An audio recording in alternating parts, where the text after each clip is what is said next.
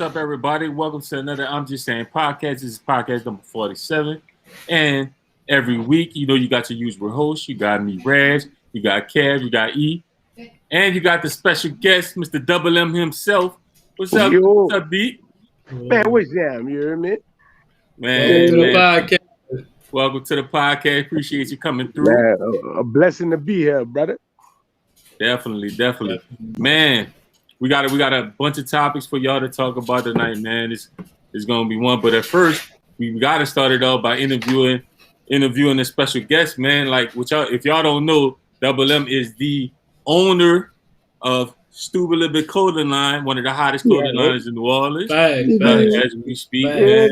Whatever. Stupid little bitch if you ain't with it. Thanks. And not only that, where I met him originally from, one of the dopest battle rappers you dig down here as well that you never gonna run into. So yeah, man, we got a lot to talk about. Got a bunch of questions to ask. We're gonna start it off. What question you got for him, E? Who you got, Calico or Hitman? Who you got? Let's get straight to it. Oh, you jumping into it early? Yeah, I'm with that battle jumping into it early. Yeah, man. Who you got, man? Landslide, you hear me? Landslide. Hey, dog, let me tell you something, dog. Hitman good for one round, son. Yeah, you right. Tragic. What? Yeah. His first be tragic, son. Them I'll do my man's that. Nah, I can fuck with that. Hitman first always be hard, but after that he start going downhill. You hear me? Bad, he be landslide. You hear me? Word. But my real question was, what got you into battle rap? How you ended up getting into that lane?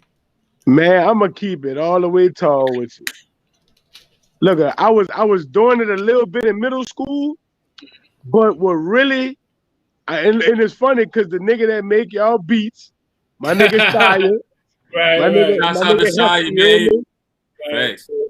I used to see all them when we was at Carver. All them niggas used to have everybody tuned in every day for lunch.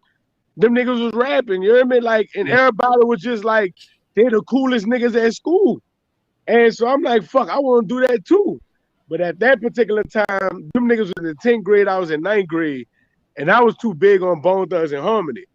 You feel me? So when I used to try to write battle raps, that shit used to sound like I was one of them Cleveland, Ohio niggas. You know? Like, I'm gonna keep it tall, son. Hefty them set me up so bad, you dig? And that, like they was like, say, Big Tommy, come through and run that verse. You hear me? Now these are elite spitters at Carver. Right. All them Florida Desire niggas, and I'm rapping in front of them. And I get like 8, not even 8 bars in, dog. They started booing the fuck out of me. No, help you down bad, boy. Boy, that bit dog. Him, Elmo, Quincy, all them niggas like, man, get the fuck out of here with that poo ass shit. nigga, I sound like Wishbone. You hear me? That's the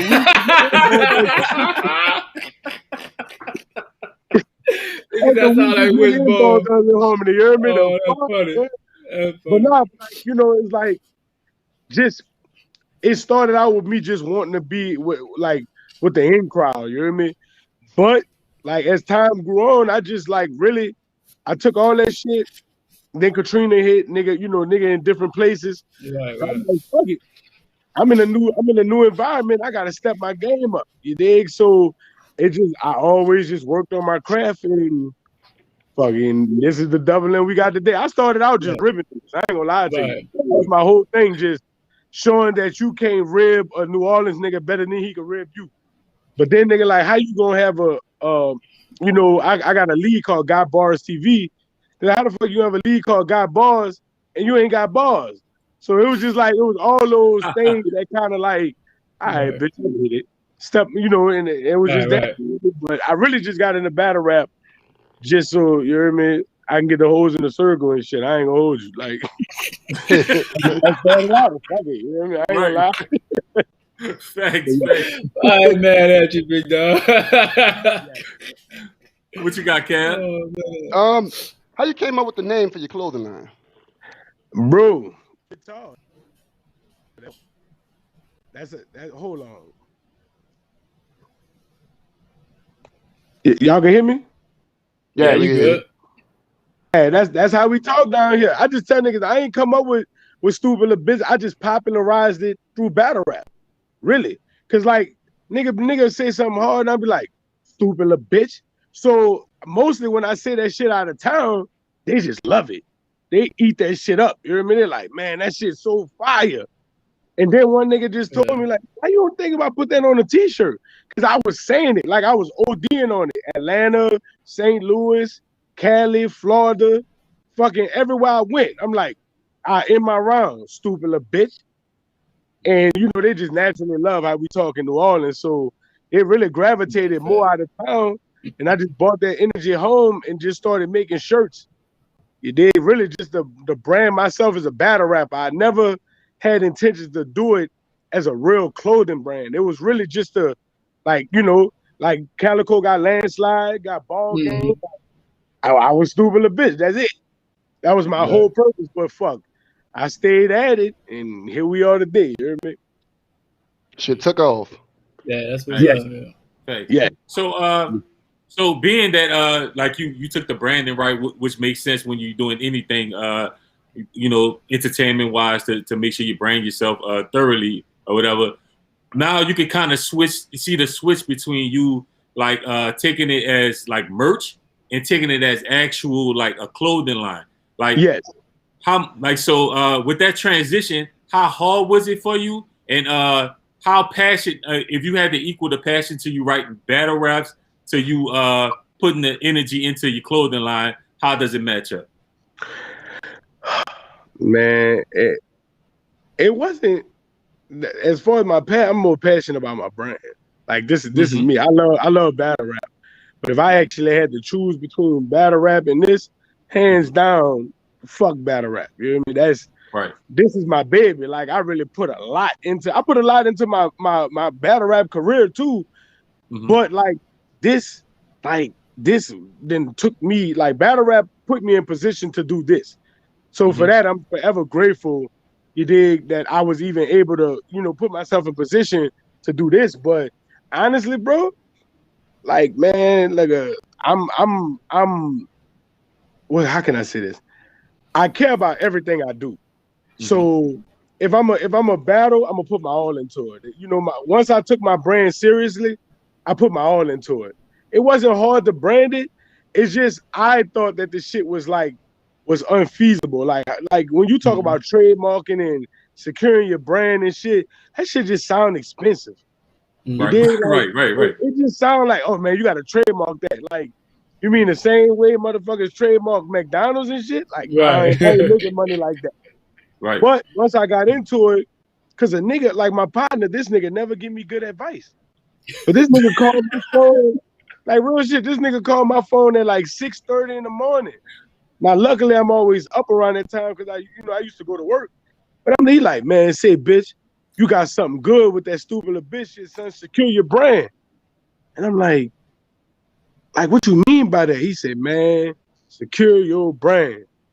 I'm like, all right, but I got you. My stupid ass, I went on Legal Zoom. Legal Zoom, that shit was like $500 and something. At the time, I wasn't even making that kind of money to even justify spending $500 on myself. But I did it. Right. My credit card, went through the whole process and locked that shit down. You hear me? And once I got that fucking certificate back months later saying that this is my shit, it's been up ever since. I just looked at it really differently, right? You feel me? So that was a solid $500 investment. Because what made me do it is niggas wasn't stealing the stupid little bitch, but they was like trying to make variations of it. So I'm noticing niggas trying to like slick side steal my shit. So when he said it, it just resonated with me. Like, you know what? I gotta do it. I ain't got the money, but I'm gonna make it happen. I'm gonna use my credit card and just pay it back. Right. And that's what I did. You hear me? And shit, it's been up from there. Right. Ain't nothing like betting on yourself. Facts.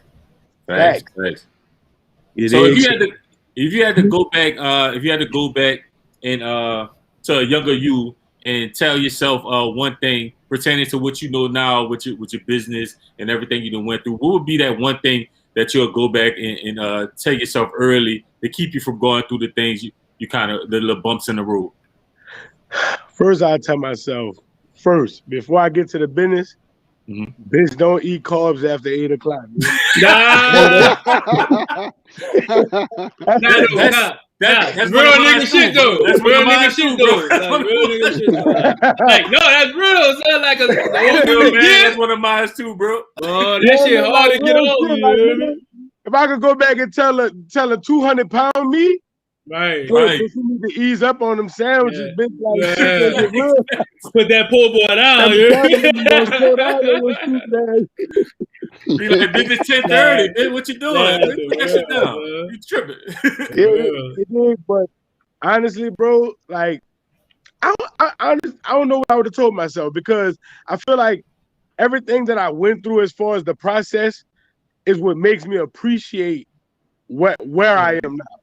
That's why I don't take it for granted, you know, because I went through all the struggles. I went through I was hustling backwards for like the first 2.5 years.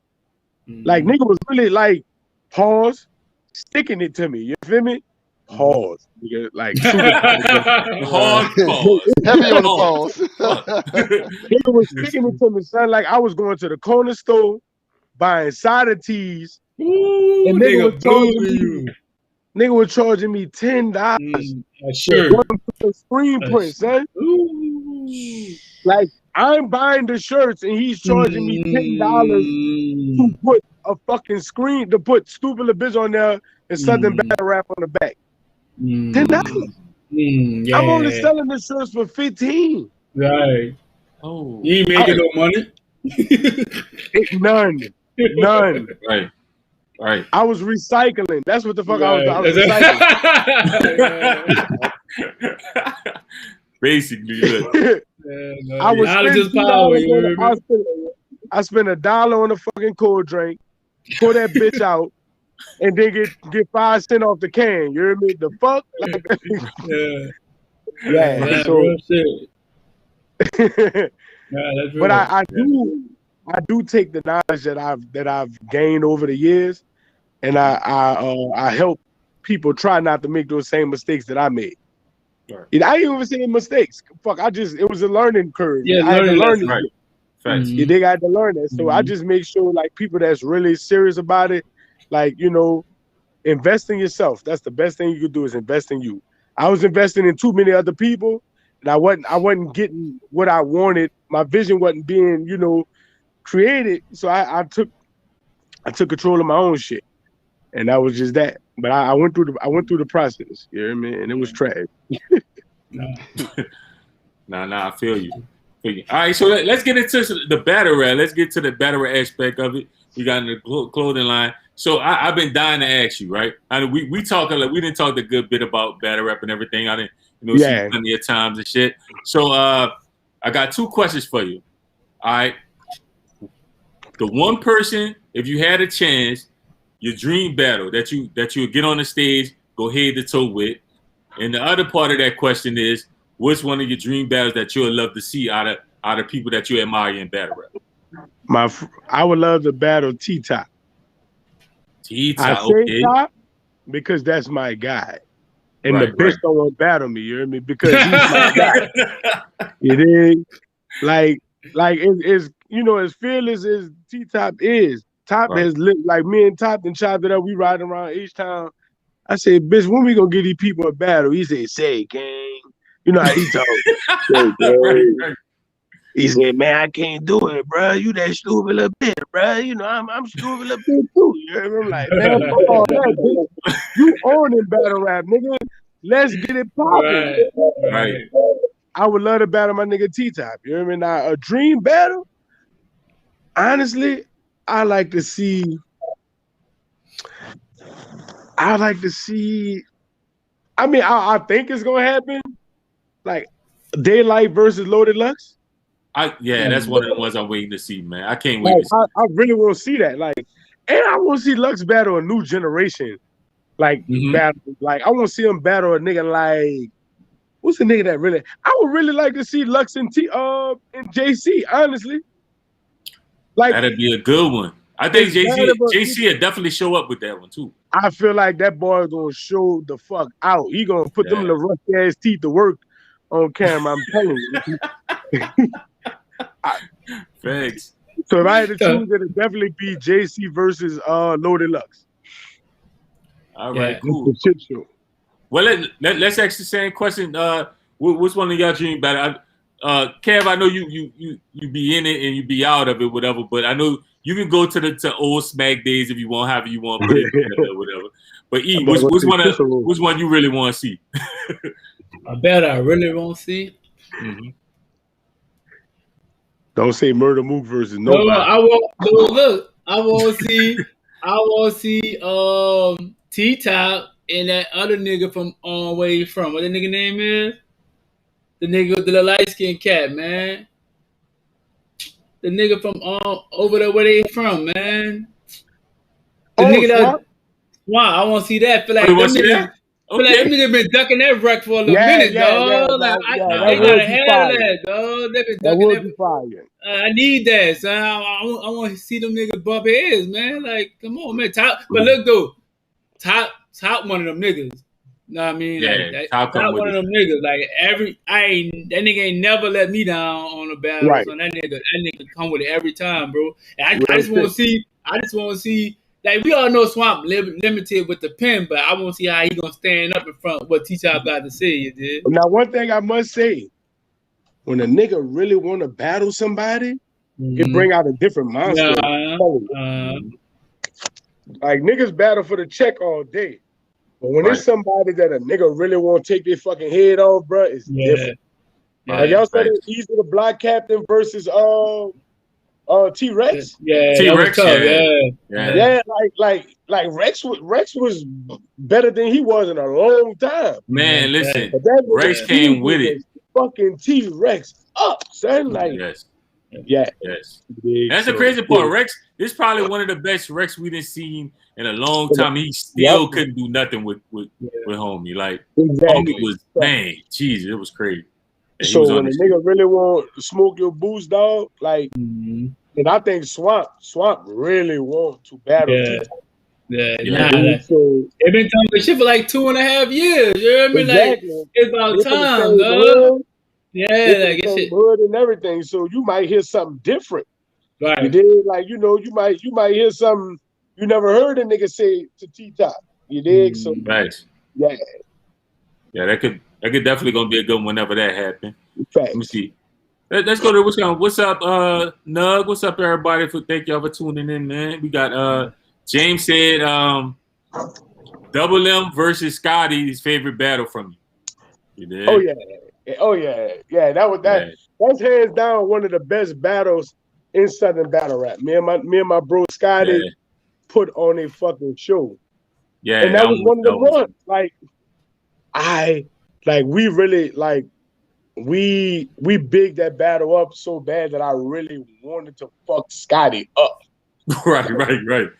Like, shit was real in that battle. You hear me? Like, I really wanted to fuck that boy up. So yeah, that was one of the ones. You hear me?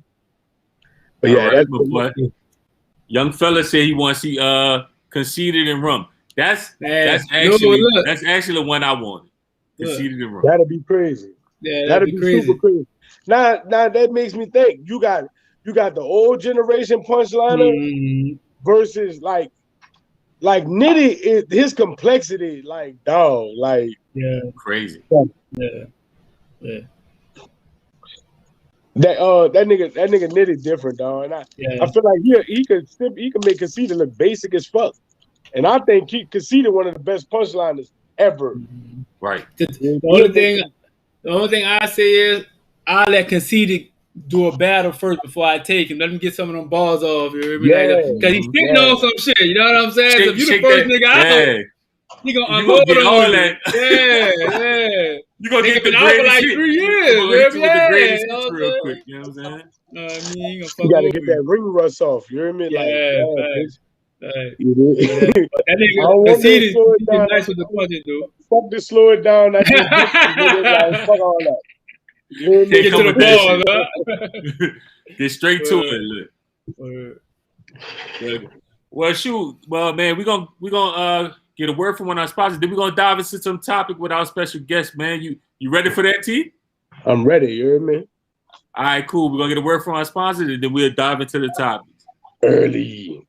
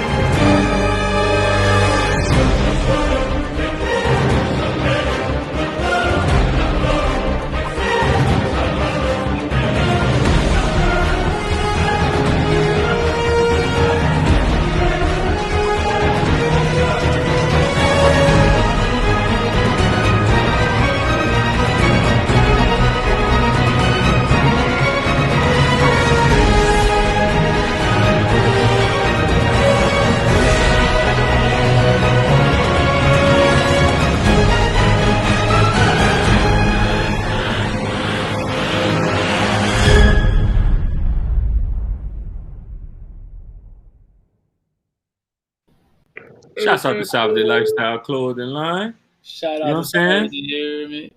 Facts. I switch the mood. You see, I see you switched it up on them real quick. Look, My dog did a wardrobe change. Look, first time ever. You hear me? I'm just saying, they did a wardrobe change. So smooth, look. So smooth, look. Right.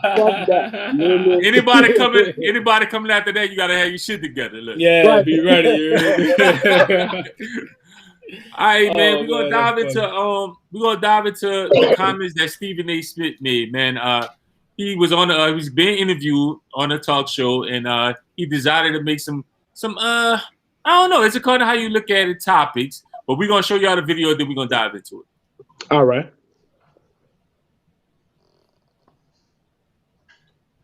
I wake up every morning with two thoughts. Number one, how do I make my bosses more money? And number two, how do I get some of it? And when I put it like that, there isn't anybody that's not going to be receptive to what I want to say, because they recognize that my number one mission is to make sure they're successful. And when you have that kind of mentality, it opens the floodgates, because it makes an inordinate amount of people receptive to what you're bringing to the table, because they know that you're trying to create something that they stand to benefit from as well, not just yourself. Yeah, man, that was the comments he made. Of course, Twitter was in a little bit of uproar about it. And, you know, everybody got their own feelings about those comments. We'll start with the guest, of course. It's a double M. We'll dive into it. How you feel about those comments? Hey, bro, I'm going to keep it tall with you. Like, I can understand it from both perspectives. Me, I'm past that point. You hear me? I'm past the point of trying to make somebody else rich. You dig? Or, you know, like, I don't want to work my ass off to make you rich, and I possibly benefit from some of that. You dig? If I'm gonna put all that effort into it, it's gonna be my own shit. But I do understand you know, like having a vested interest. Meaning, like, you know, fuck. If I'm a boss and my little nigga on the strip working his ass off, it's gonna benefit me and him. So if you're not the boss type of person, or that, you know, like, I'm gonna have my own type shit, and you good being a worker, then that's great. That's great. You did go with your move, work hard, put them extra hours in, and make your boss extra rich, and hopefully you'll reap the benefits of something, or you'll get a bonus or something. Because it ain't for sure that it's gonna happen, but I understand. Me, on the other hand, ain't no motherfucking way, dog. I'm not doing that. I'll do it for myself. You dig? I'll put all them extra hours in to make sure I win. You dig? Not to sound selfish, but everybody ain't meant to be a boss. Some people just great at being workers. That's their contract. I work, I get paid, I go home. Life is simple. Right. You dig? Us fucking entrepreneurs, if you don't work, if you don't go out there and grind, you don't eat. You don't eat. You don't fucking eat. Unless you got a crazy passive income going on and shit, you better get your ass up and get up out of there. And I'll do that for me and for the ones I love, but I ain't doing that shit for nobody else. Fuck that. I feel that. Bare minimum double, nigga. Fuck that. Thanks. All right, how you feel about it, Kev? Stephen A. Smith sounds like the perfect employee. Right. He sounds like he's trying to. Okay, so all right. If my employees came to me and was, pitching that type of jargon he using, right? I'm gonna be like, oh, he trying to finesse his way into a position, because that's what that sounds like. You know what I'm saying? So I'm gonna look at it like, your performance better back up what you saying, right? Because it's perfect employee smooth talk. It's some shit you'll say on the interview. You know what I'm saying? It's Ain't nothing like that interview talk. Ain't nothing like that interview talk, boy. That's the perfect answer to interview questions. That's fucking right. Because, like, all right, when we look at the breakdown of America, right, it's like 73% of the people are working class people, right? So those 73% of the people got to be slick, and that was some of the slickest shit I heard. As far as like, well, that's my goal. My goal is to make you as much money as possible, and I get a little bit of it, based off, how I'm coming. That's some smooth ass interview shit. Yeah, shout out to Stephen A. Smith because he put me on game. How you feel about it, E? I don't fuck with Stephen A. Smith, dog. Stephen A. a bitch ass nigga, dog. Look, at the end of the day, bro. You a bitch ass nigga, boy. I swear to God. Listen, ain't nothing wrong with playing it safe, and that's what he's doing. Cause like when niggas afraid to bet on themselves and take that chance on themselves, you just playing it safe. Like getting a check and being like, I'm gonna get that nigga some money and hopefully he kick me off. Like, come on, man. Like, when we gonna get out of that mindset? You know what I'm saying? And get in the mindset of let's make us some money. How about we be business partners? How about that? How about I bring you an idea and we go in on it together instead of me bringing you the idea, you get rich off it, and you throw me off 100,000 off a $40 million deal. Fuck out of here, man. That's goofy shit. That's lame, and we ain't gonna ever get ahead with that type of mindset, bro. Our mindset has got to be, we could go in there and get some money together, my nigga. Like, we not gonna go in there. I'm gonna give you the bread. Give you the idea to get the paper. You just give me a pennies on the dollar. Like, that's dumb. Like, I feel like at the end of the day, like, when niggas like him in a position that he in, talking like that, you gonna have other niggas thinking that's the wave. That ain't the wave, because that's gonna keep you, working for a nigga instead of creating a company, having motherfuckers working for you, building your company up. You got all these connections, you got all these ideas, you gonna give it to another nigga. Like, what sense that mean? That makes no fucking sense. Like, that's just some fuckboy shit. And I've been telling niggas from day one. Stephen A. Smith and Steve Harvey some fuck niggas. I don't fuck with none of them niggas. I fuck both of them niggas, bro. Feel me though. Stephen A. Smith advice is not, the way he put it is, it's not bad information. I'll tell you why. It is bad information. Nah, it's not bad information. No, you tell me why it's not, and I'll tell you why. Go ahead. All right. The reason why I say it's not bad information is because, all right, you may have an entrepreneurial spirit, you may have entrepreneurial ambitions, but you might not have entrepreneurial finances. And your money got to come from someplace. You feel me? So basically what he's telling these people is put yourself in position to be the way I took it was basically he's saying put yourself in position to be the guy. This is some slick ass shit you can tell your employer to be the guy, right? That they're willing to bet on, like how you basically go up in there and make as much money as you could for them. They're gonna kick you out, and then once you get your kick out, you take your money and go do what you want to do. That might be the lifestyle for. I didn't get that vibe. I didn't get to take your money and go start your own shit. He didn't say that. But what I am saying is he basically telling people how to get as much money as they could from a grunt level. Well, you didn't get that? No, this is my take on it. This is my take on it. His words verbatim was, I'm going to tell you how to make money and hopefully I get some of that. That was his words verbatim. So if you could tell him how to get money, why you can't employ that same process to get you some money? Like it's not like you in lack of contacts. It's not like you in lack of money. I'm sure he got money. So what sense does it make for you to make a billionaire of millions and you can make a millionaire of millions? That don't make no sense. I don't think that's verbatim though. I don't think he said my job is to tell you how to get as much money. No, he said I'm a probably bring. didn't say it verbatim. He said my job is to make you as much money. Yeah, but I think the problem with that is like Stephen A. Smith is a powerful voice on in media, period. Like not even in Black Mirror, not even in Black Mirror, in media, period. And for him to be speaking that type of rhetoric is just like crazy, almost to if he don't understand how powerful he actually is. Like a person that I really admire for how they move was Charlamagne the God off the Breakfast Club, right? Once he understood how much power he had being in that position, he went to them people and like, hey, look, the only way you gonna see me here is if I'm partnership with this. You gonna help me with this, and you gonna do this. If you can't do that, I'm out because I know I can still do what I need to do without y'all.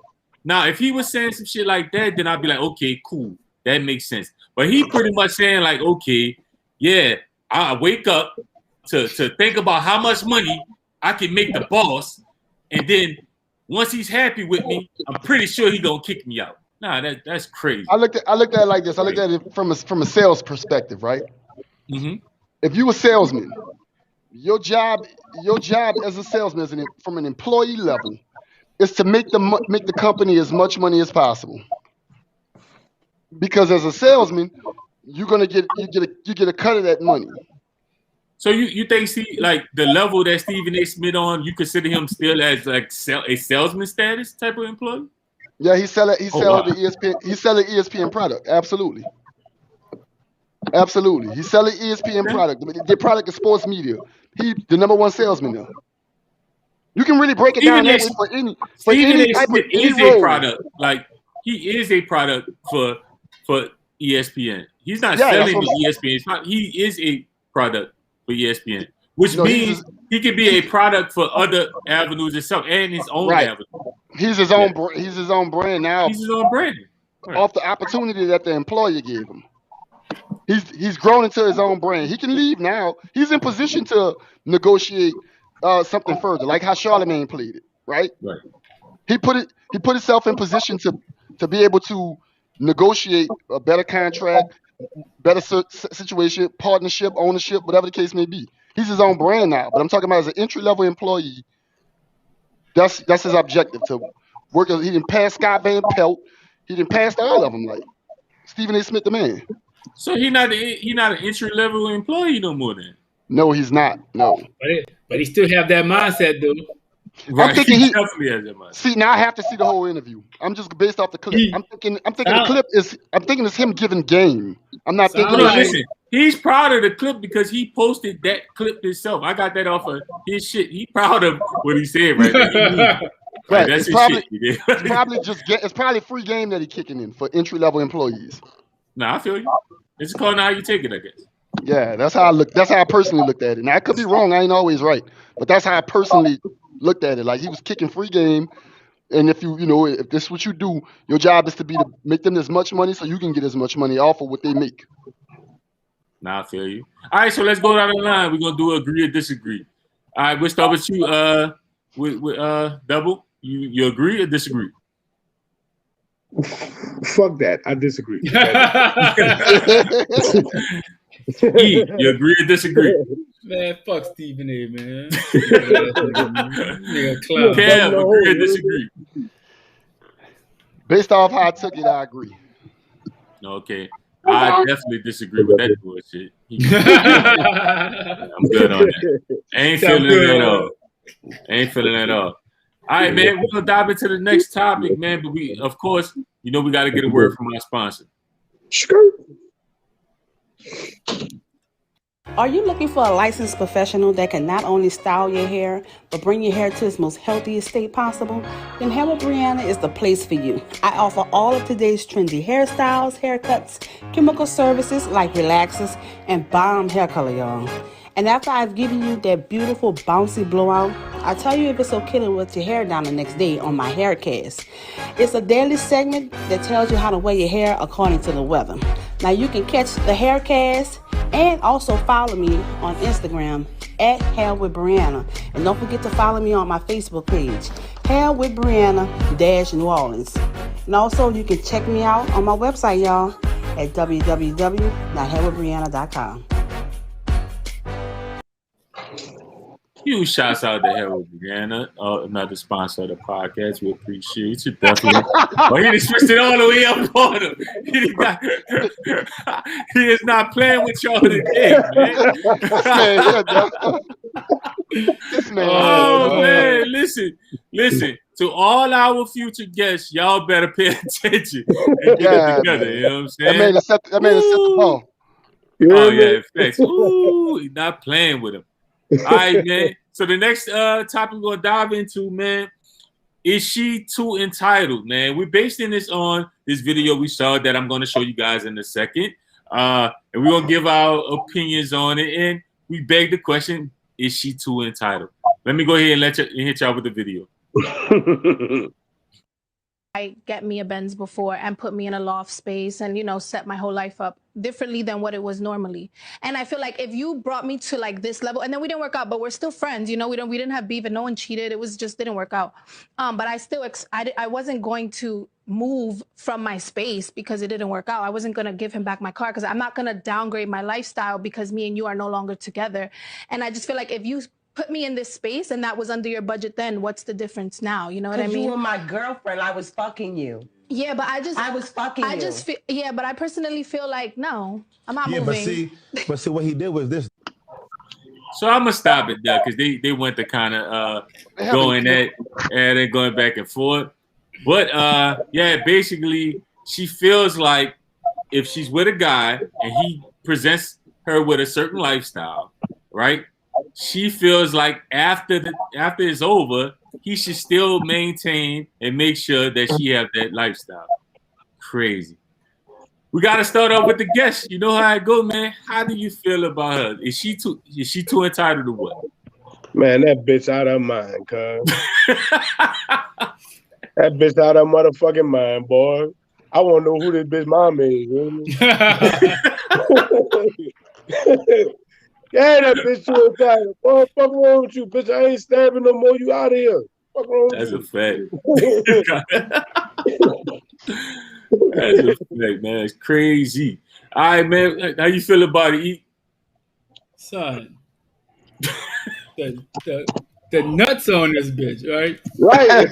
So you go out her. So wait, your bum ass, right? You want to hold on to a nigga gifts because a nigga treated you right. You know what I mean? Yeah, shit didn't work out. All right, cool. You gotta run that. You can't hold on to that. You don't get the condo on the 22nd floor, shorty. You don't keep the Benz, right. Shorty. You gotta run that. Fucking wrong with you. But clearly, right, this whole's delusional. She living in a fantasy world. Like, there's no nigga doing that. I'm sorry. There are niggas doing that. Surprised. Listen, she only saying that because there's niggas doing that. No, but you're right. I'm sorry. See, this the problem with the world, right?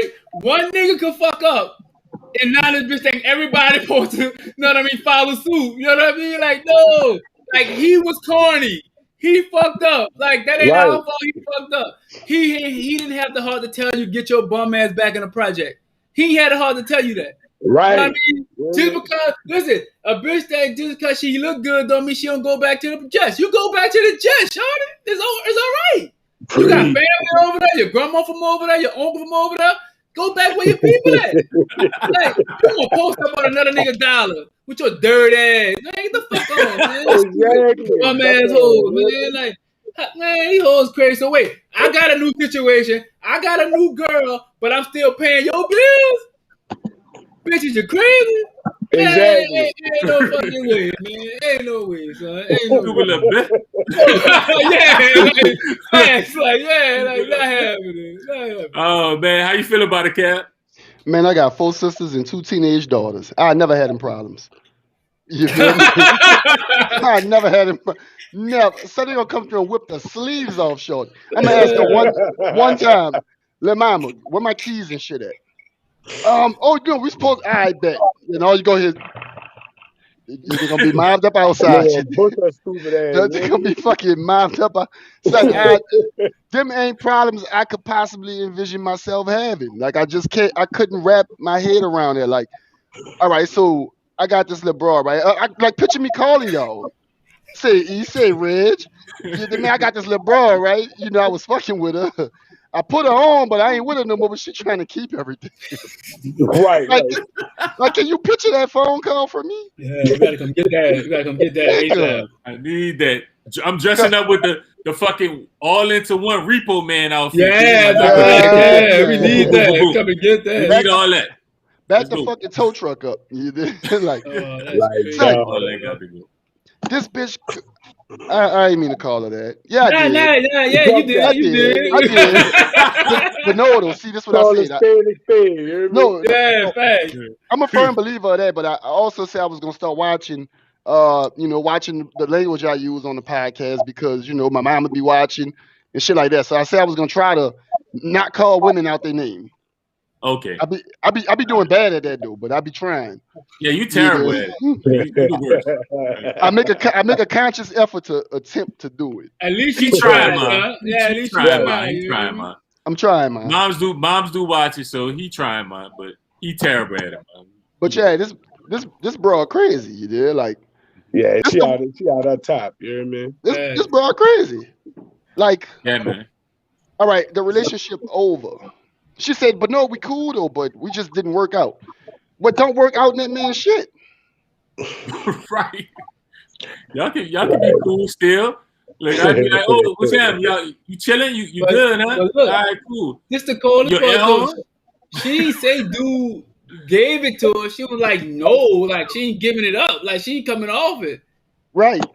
That's the problem. You did? Like that's the problem. Because if I give you something, it's all love. That's you. But like, if you like invited into something because of we together. When we not together, you're not in here no more. That's like the club is closed, baby. You gotta get out. Exactly. The lights on. It's time to go. You hear the second line music? You gotta get the fuck. It's time to go. You ain't gotta go home, but you can't. You gotta get the fuck. You gotta get out of here. Nah, man, Shorty is definitely delusional. Like I said, this is all around agreement, man. I don't even understand her mindset of thinking. Like, and the crazy thing is, I believe there are plenty of women that think like this. Like, in the back of their mind, they feel like, okay, you brought me here, you gave me this lifestyle, you gotta maintain it even if we're not together. That shit is beyond stupid and crazy. Yeah. Look, she was trying to make it like, oh, well, you got to hold me down until like the next dude come get me right. Wow. You chopped the interview. Yeah, like she was basically like, you got to hold me down until the next cat come through and get me together. And then like, I'm off what you got going on. Nah, love. Nah, it don't work like that. The fuck on is where you better get with that. You know what I mean? Yes, indeed. Yes, Lord. Shorty never heard of a housing voucher, huh? That bitch need to get her life together. Yeah? She got shit fucked up, bitch. You better get your shit together, bitch. You got that PPP loan. Yeah, something. Yeah. I blame these scammers though. These fucking scammers be spoiling these fucking rotten bitches. You hear me? That's who fault it is. It used to be the drug dealers back in our people. It's the scammers. Now it's the scammers. Yeah, it's the scammers. Yeah. They run through all the bread. They just coming up on bread, so they don't know how to deal with it. They just blowing the bread, you did? Yep. Nah, my nigga, that ain't the way, my nigga. That is not the way. Shout out to Jocelyn. She says she thought she was the wife. Yeah, obviously. She thought that was she thought. Terribly wrong. Yeah. She might need to drop the whole off on Chef. You hear me? See if she can make it. Look, play Survivor on that motherfucker. Drop ass on Chef. Like in the middle too, like on Wilson, like Wilson. And right by Banner Chevrolet. Like, on Diamond? You want the 2021 Silverado? You better put it, you hear me? Fuck around. I don't I write think niggas it's down. the Silverado. Thanks. That's cool, brother. Oh man. Hey, hold on. You said that's why I will get alimony. Ain't that Listen, cool, you secured your bag early. You heard me? Where to go? To go. The stamp. Look. Ain't nothing pop. I ain't got no alimony money to give you. I'm sorry. I'm broke, man. I'm fucked up out here. Or you gonna find something. Or you gonna find something. You gonna find something. I got fucked up out here, son. You gonna get something from somewhere. It's For coming. real. Nah, man, that's just crazy for her to even have that way of thinking, man. It's like you said, obviously somebody spoiled the shit out of her because she feel like it's actually something that she's actually going to get eventually. Or maybe she trying to manifest that into reality. You hear me? You never know. Maybe she's trying to talk that shit into existence. You dig? Like I don't know. Ain't that much manifestation in the world, bro. Fellas, if you watch that clip, like I'm talking about, like all the fellas anybody that see this podcast, if you watch that clip, dog, that should be scary. Like that should really scare you into dealing with a chick. Like, you know what I'm saying? Especially if you single and you know, like you around that person age, because I know that's a thought process or a mindset for basically that whole generation. She spoke for like 88% of them. Well, this what them niggas need to do. Put everything in your name, my nigga. Everything. I don't give a fuck what she's selling you. She could be selling you the best gumbo in the kitchen.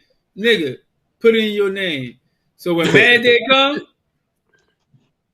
let me get that. Let me get that. You know what I'm saying? You tripping, man. I managed it. Let me get that. Yeah, all that. You know what I'm saying? Shit. The nigga said if you really want to play on her bag, you heard me tell her mouth was trash. You heard me? Man, but that was shitty anyway. Man, that's why I left your duck ass alone. The mouth was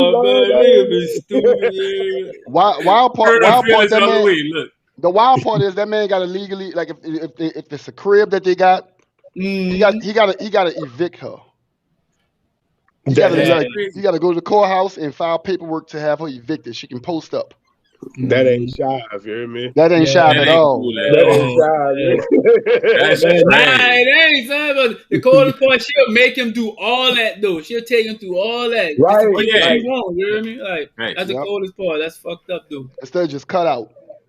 You know what I'm saying? That's crazy, bro. Crazy.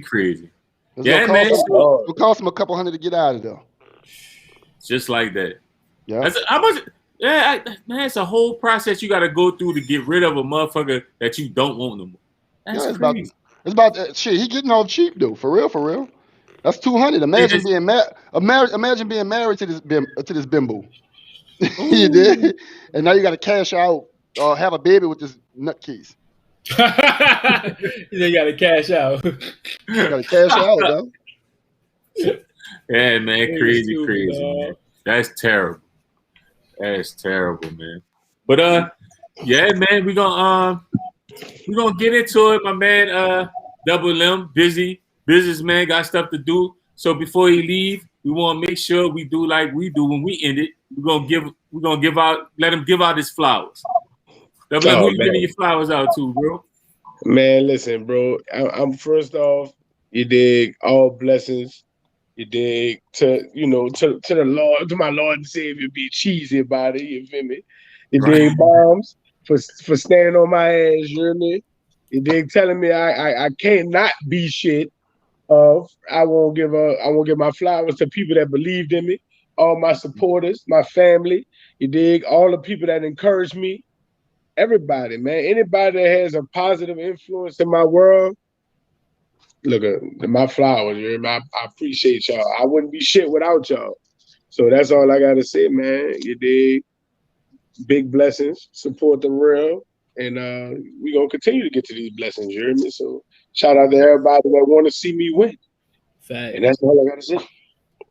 Facts. We appreciate it, man. Y'all make sure y'all shop stupid little bitch. Go ahead and give them the Instagrams and everything. Yeah, tell them where they can pick up your merch and stuff at. And I need one that say smart little bitch, because I'm smart. Look, I'm smart too. I'm smart too. Look at, hey, I got the dumb little hole too. You hear me? But we ain't gonna Oh, I do need one of them. that. Oh, I need one of them. I need. Look, I gotta have the hands pointing out though. You did.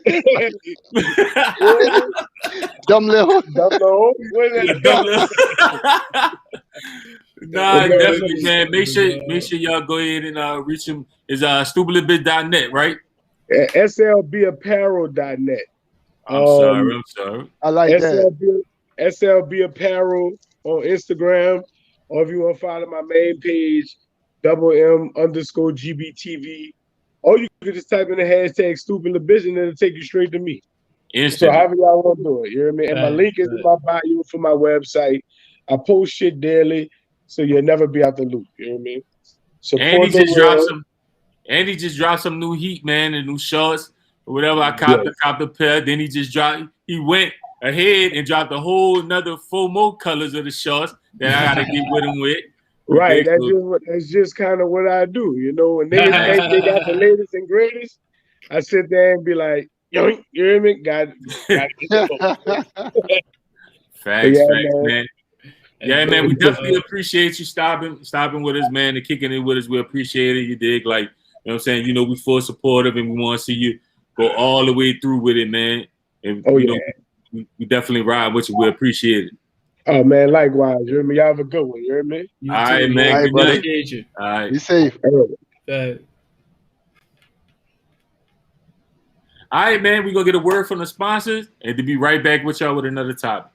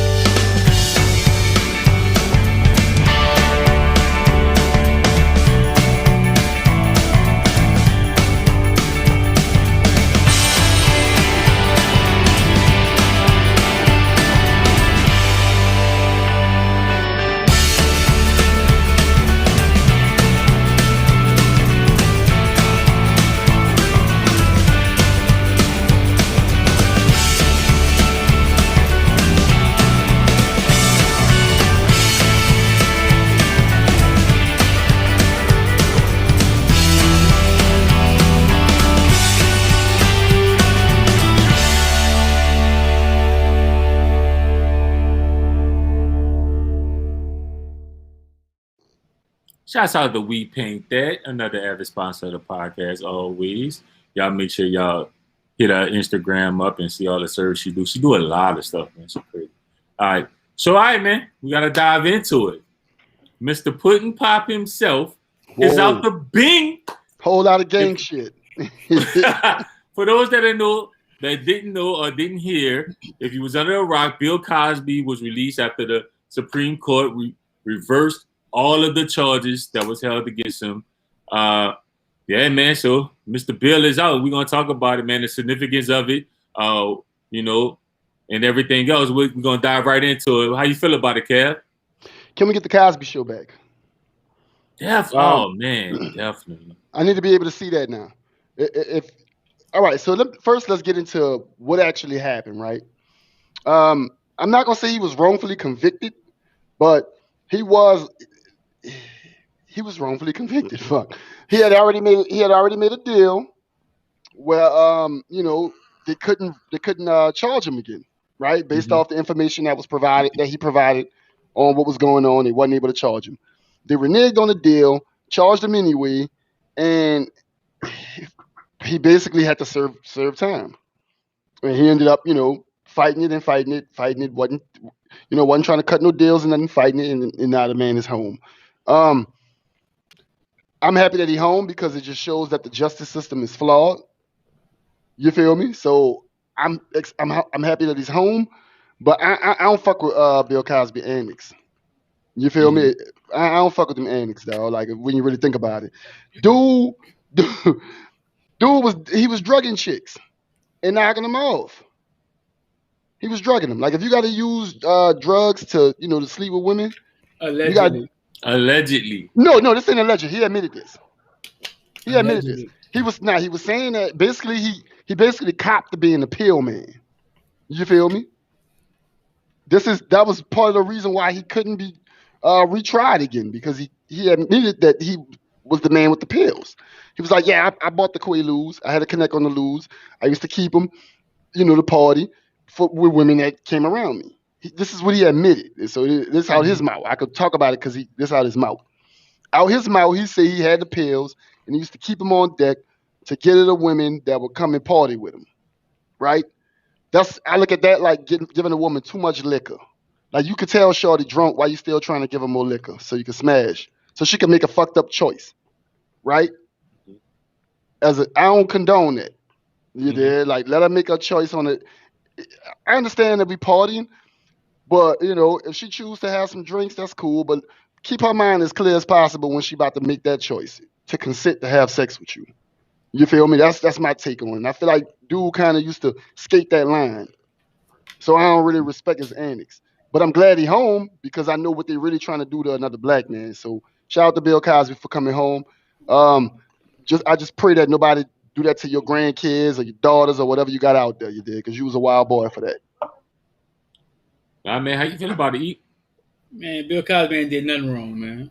Bill Cosby said he did something wrong. That man ain't did nothing wrong.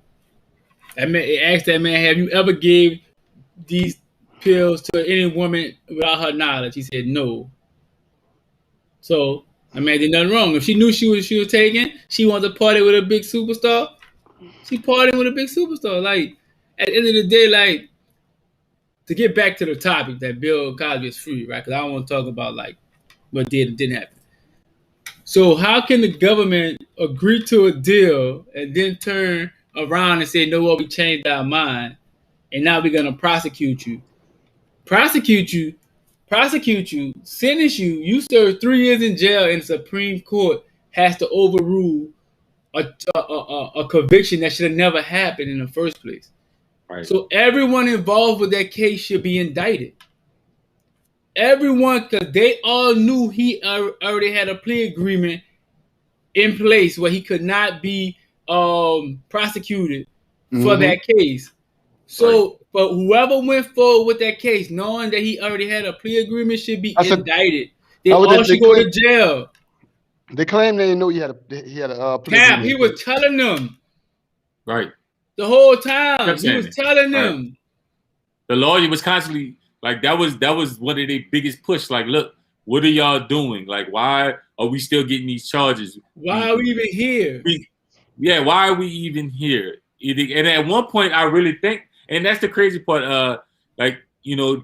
kind of one of the funny moments that happened when he was walking out of court and he did the little jerk thing or whatever. But I think in his mind, he was like, look, I'm about to do this little shit, but they can't keep me in. They know they fucked up. He about to sue the piss out of them. It's about to be crazy. Yeah, but there should be some criminal charges, because that's the only way this type of shit gonna stop. Like, the people that's in charge of sending people to jail, taking people freedom, should go to jail when they do malicious shit like this. That's the only way things gonna change, bro. Like, how can you knowingly know that this man can't go to court for this? You still take him to court and convict this man, 80-something years old. He just did 3 years. All right. That ain't no little bitty time, especially for no man at the end of his life. At that age, right? Come on, man. That's terrible, man. But these people gonna do what they do, bro. But it's sad that, it's sad, bro. Yeah, man. It's definitely good to see him home, especially after, hearing how everything panned out in the first place. Again, like, I get what Lump's saying. Like, if any of the things he did, we don't condone if it was done wrongly. Like, we don't exactly know what happened. It was what's going on. Besides what he said that actually happened. And I agree with you. If we're two people drinking, you're knowingly drinking, I don't think my intentions is to get you drunk to have my way with you. If we're having a good time. Drinking, like, we're having a good time. You know what I'm saying? But, again, we don't want to get into the details of what happened, what didn't happen. It's good to see him free after being with being unjustly trialed and arrested and sentenced, and having to do, like you say, 3 years for somebody at that age. That's a long time, man. That's a long time. That's a lot. You know what I'm saying? And they should definitely pay for it. However, like somebody needs to be held accountable. But That you know, old- they're gonna that figure old out a way nigga- to stick out of it. That old nigga's a creep. He is, bro. Innocent till proven guilty, son. But you No, know what's he- so crazy with this situation? Like I'm only merely going by the situation. You think it's fucked up? If anybody had to go through this, I would be like, it's fucked up. I don't like Bill Cosby at all. Like I hated Bill Cosby because he was one of them old motherfuckers that never wanted to branch with the youth. Like he was one of them looking down at them motherfuckers. Y'all shouldn't do this. Look at what you're doing, bitch. You was wilding out in the 70s and all that, bitch. You just like don't tell them little kids nothing. If anything, you lend a hand out there to guide them. Like he was always like every time you saw an interview, oh, I can't stand these rappers and this and that. Old bitter motherfucker. I never liked him, but he was unjustly like it was I agree with you. Like Bill Cosby ain't my taste either, but I don't want to see nobody in jail that don't belong. Nah, you know what I they mean? don't belong. And that's just the facts of the matter. He belong in jail. No, listen. It's not about what you know; it's about what you can prove, and what they don't have. They can prove it to put him in jail. So by the standards of American law, he does not belong in jail. That's the way it goes. Do y'all understand how crazy it was for them to like say, okay, we're gonna give you a plea deal. He give them all this information and say, psych a lie, and then we're gonna use all this information against you. That's crazy. That's the wild part. The cold part though, the plea was in place before they even went to him, because the plea been done. The plea was done with another prosecutor, so they had to know this. It's public record. Oh, that's crazy. Come on, man. See, this wasn't even involved in this. I'm so anti-system that it doesn't matter who beats the system. Because I'm so anti-system, right? I like to see the system buckle and fail. You feel me? Because I know that it's flawed. Like to the core, it's flawed. Like it's flawed beyond measure. So I like to see anybody prevail over the system. But that don't mean that motherfucker ain't no creep though. Like he's a creep. No, look, we all allowed to have our personal feelings about whatever. You know what I'm saying? Right. But at the end of the day, does he belong in jail by American, judicial system standards? No. So, I mean? And for him to go to jail, it's just going to tell you how unfair that shit is. Like, think about it like this, though, right? Bill Cosby went to jail for something. He had a plea in place to keep him out of jail. How many motherfuckers belong in jail that's not in jail? All these ratatouille ass motherfuckers get off of all this shit. You think this man go to jail for some shit? Oh man, that shit crazy. That's why I say I love to see the system fail. Yeah, the system fucked up. It is what it is. Like, you know what I mean? Like, fuck, like motherfuckers do all kind of wild shit. You know what I'm saying? Like, we don't work for the judicial system, so it's not our place to say lock this motherfucker up. You know what I mean? Yeah. Oh, you beat that? And then, I did that shit, boy. Like, get fucked up. You know what I mean? That's how you beat that, like, man. This nigga tore up, dog. But like, at the end of the day, like it is what it is. You know what I'm saying? Like, there's nothing you can do. But I think I said this one time before when we had on the podcast. The whole America. The whole judicial system, the Constitution, all that shit need to be redone. That's the only way it's going to be fixed. Everything had to be destroyed and rebuilt, because the way it was put together in the first place was corrupt. And now that, we're trying to live all these different ethnic groups and races trying to live together by this flawed Constitution and judicial system, like, it's never going to work. Right. It's never. Someone's gonna end up on the short end of the stick. Right now, it's us. Eventually, someone else gonna end up on the short end of the stick. Right. You know what I'm saying? It's not designed for you, bro. You are designed to be 3/5 of a human. No, that's a fact. That's a fact. It's not designed for us. You dig what I'm saying? So at the end of the day, it's like the only way that I can see this ever working on this country, it has to all be destroyed and rebuilt. You know what I mean? Because at the end of the day, it's not created for equality. You know what I mean? Right, but the problem is they don't want it destroyed and rebuilt. They like it the way it is. That's the thing. No, like, that's a fact. That's a fact. It works for them. Like so. I didn't say it was gonna be easy. Yeah, I'm not. They sitting there like, who about to do what? Rewrite what? Motherfuckers, you crazy? I'm good over here. I'm good. Right.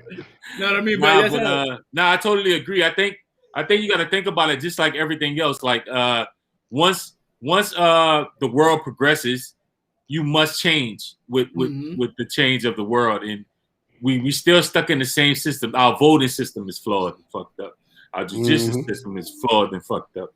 Like it's so much about shit that need to be changing, and I agree with you. E. It's about time to do a destroy, rebuild, and kind of. I think on average it should be a certain amount of years, and you go back to it for whoever in leadership or however you really like to say. We supposed to be in a democracy. We don't have no say over shit. This is why we don't have a democracy, right?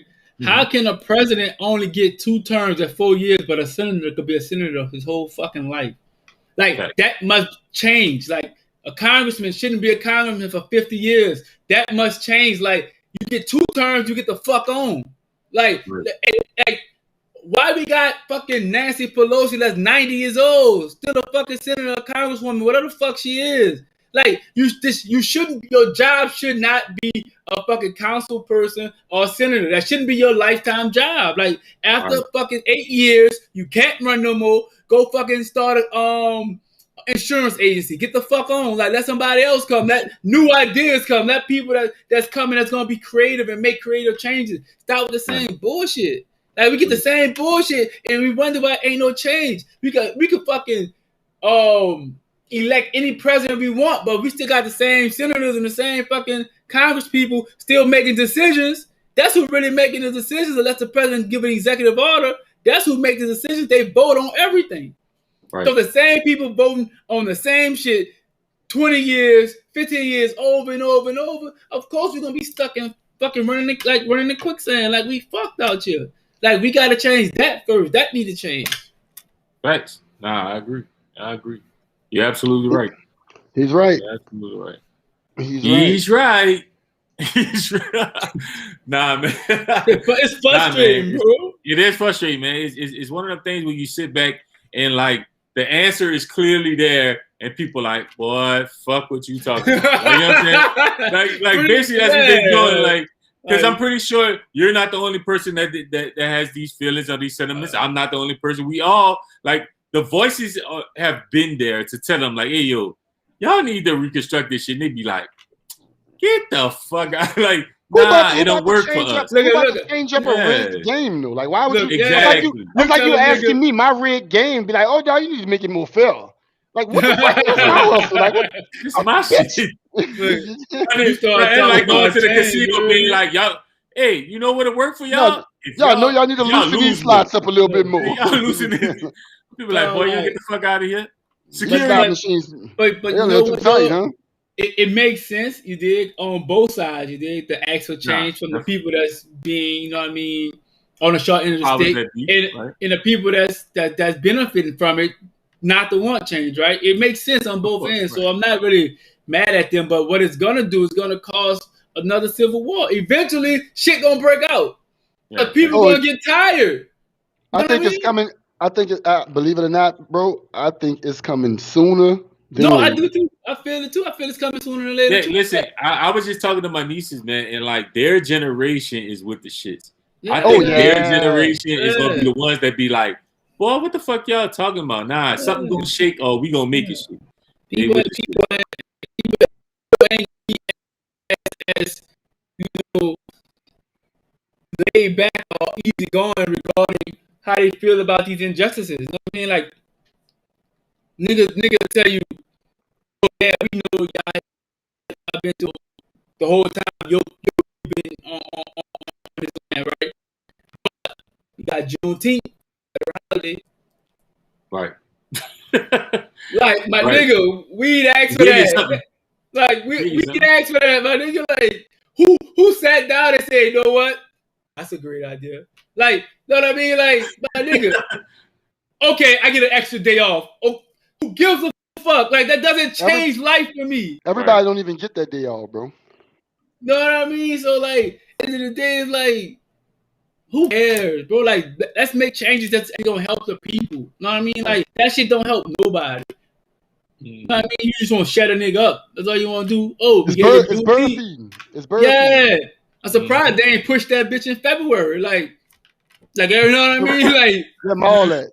Yeah, like, all at one time. Let them just enjoy it. That's all. We're gonna move Juneteenth to February 19th, and y'all just have at it. Yeah, like that shit clown shit. Like I mean, and like you know, when you think about like the disrespect, you know what I mean? Like it's disrespectful for you to try to give us a fucking holiday.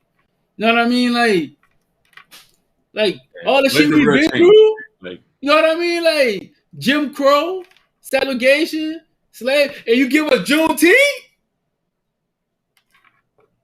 Come on, man. Like, that shit. Man, what's up with the reparations?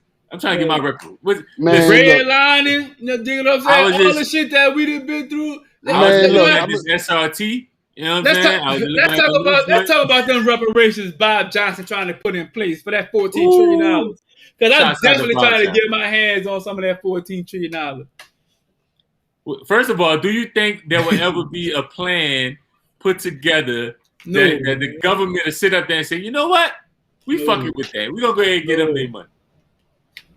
Because to do so, you got to admit guilt. That's the biggest part. That's the problem. They'll never just flat out say. Nah. They'll never just admit that America's racist. No, never. They won't just flat out and do it, and I don't know why. Because the people that's racist don't think they're racist. no, they know they're racist. Or they don't care about being racist. They give a fuck about like how you feel about it. I think they don't do it. It's tradition.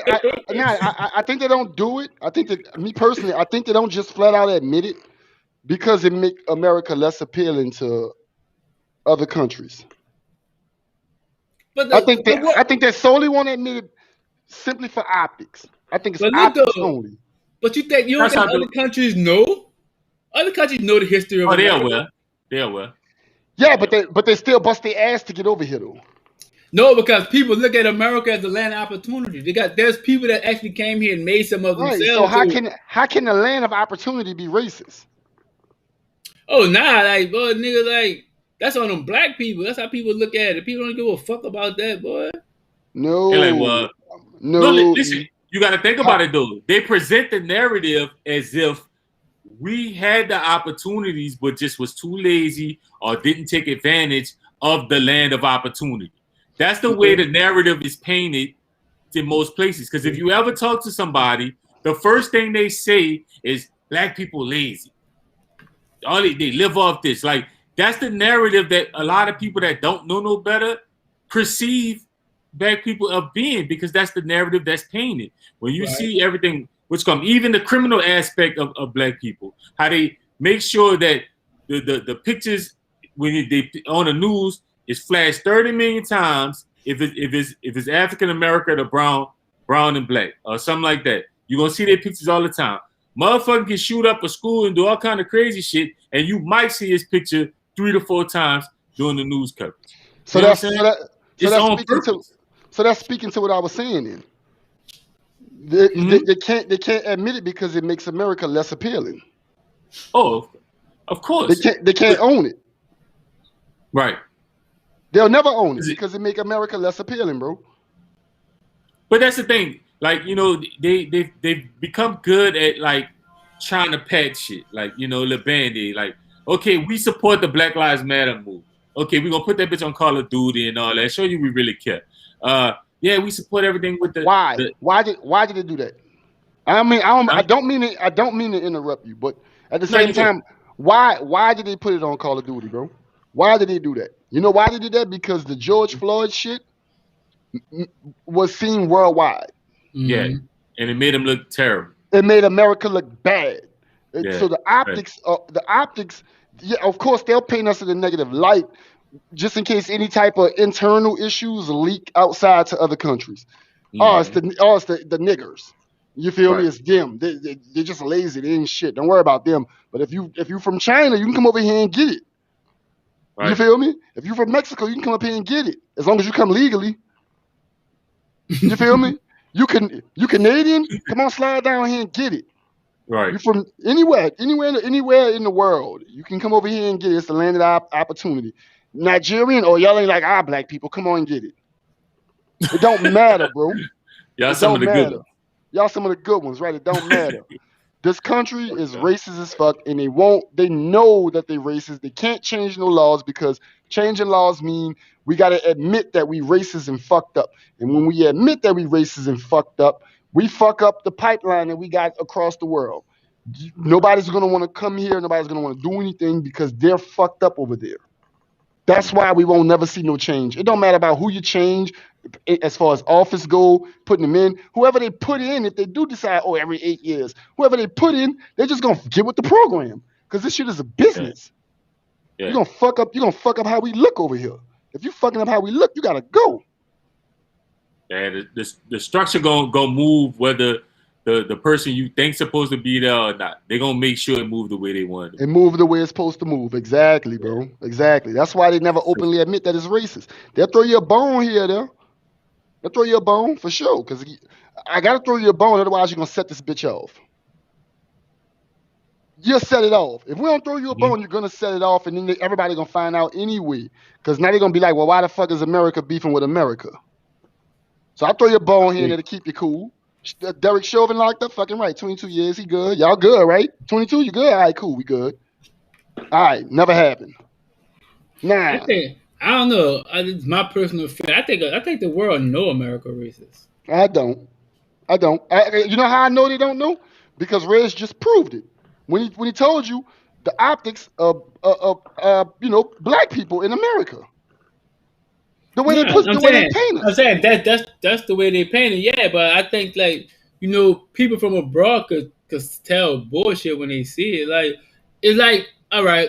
Probably not, bro, because if you think about it, like people from other countries that come over here and get it and make it in the land of the free, home of the brave, their objective is to get their relatives and stuff over here. I'm getting everybody over here. I'm not getting nobody. I'm not bringing nobody to no racist situation, bro. Nobody. You gotta understand, like, America is not like race. Well, they kind of racist to everybody, but they racist to everybody. They is racist to everybody, but they got one group that they really hate, right? And everybody else just get in where they fit in. You know what I mean? Like that's how America. That's how America really work. Like no, I feel you. You know what I mean? Like the Latin community. You know what I mean? We don't like them, but they're not all the way black. So whatever. They like they get it how they get it.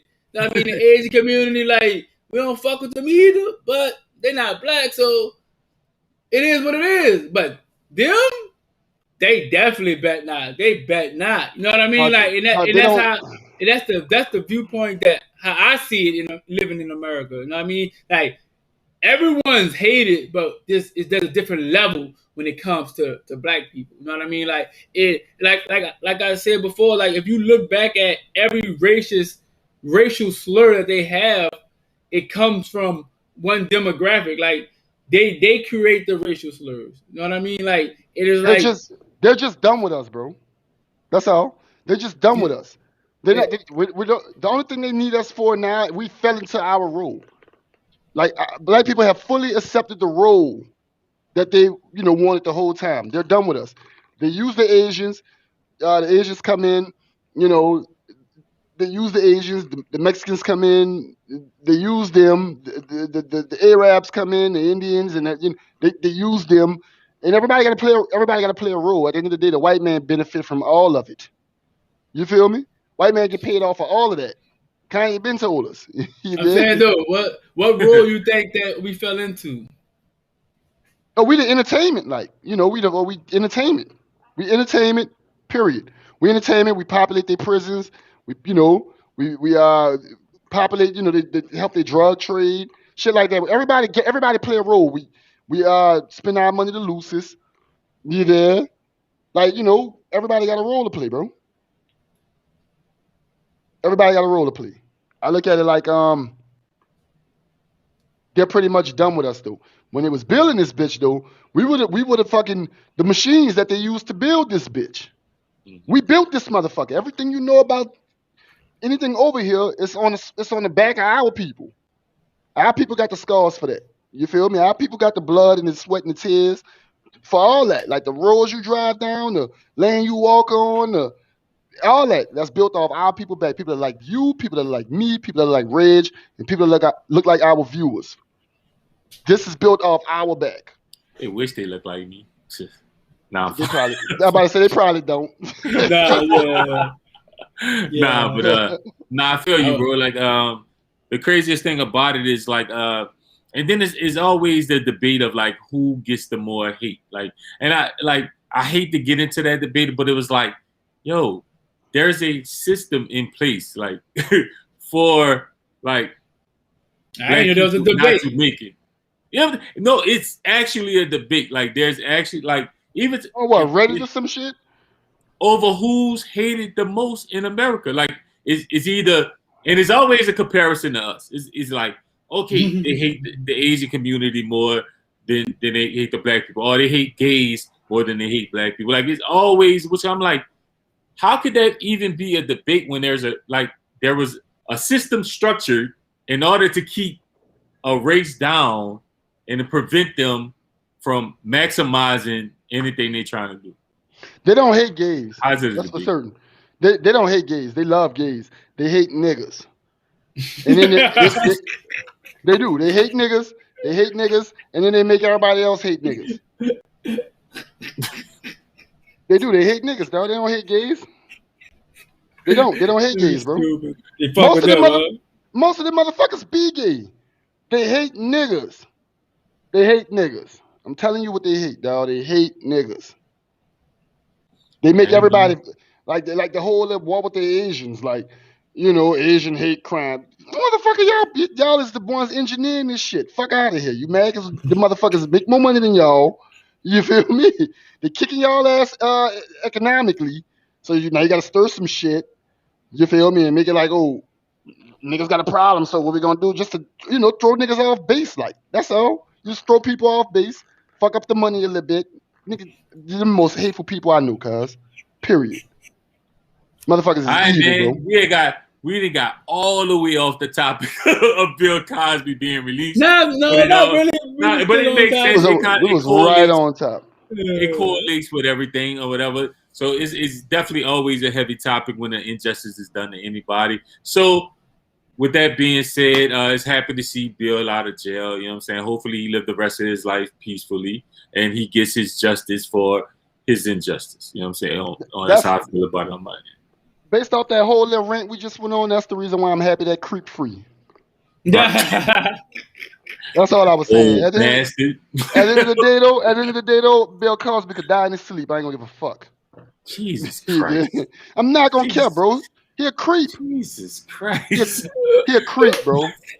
He a creep. Okay, on that note, we're gonna get a word from our sponsors, man, and we're gonna hit y'all with another topic. Creep ass. Have you checked out Beauty by Bonnie yet? No?